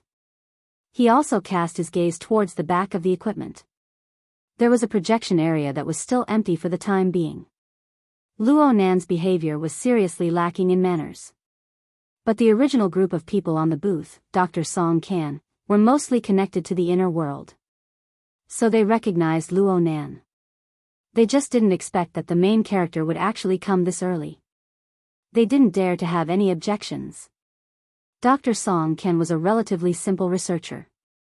He didn't have any extraordinary powers. He nearly had a heart attack when he suddenly saw this face that was labeled as the most dangerous face in the laboratory. He clutched his chest and wanted to run away, but his legs went soft. He was unable to move. Blood Demon walked forward at this time. He stood side by side with Luo Nan. He asked despite knowing the answer, "How is it? Do you feel a bit emotional?" Luo Nan didn't respond.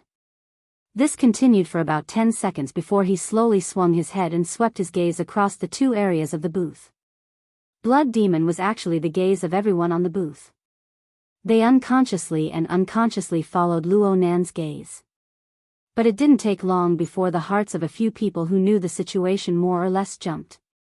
The old equipment arranged along the top of the circular arc could be considered to have been cleaned up. Or perhaps it was so clean that everything could be seen with a single glance. There was nothing but equipment here. Blood Demon had confidently pointed out the split-page notebook. There was no trace of it at all. Blood Demon's eyelids twitched twice. He heard Luo Nan whisper at this time, unsightly. You're tuning in to the Dreamy Chapters YouTube channel. We're so grateful for your support, and don't forget to subscribe to join us on this incredible journey through captivating stories. Your generosity through donations truly makes a world of difference, as it's the primary source of revenue that allows me to expand and enhance this channel for you. Thank you from the bottom of my heart for being a part of this adventure.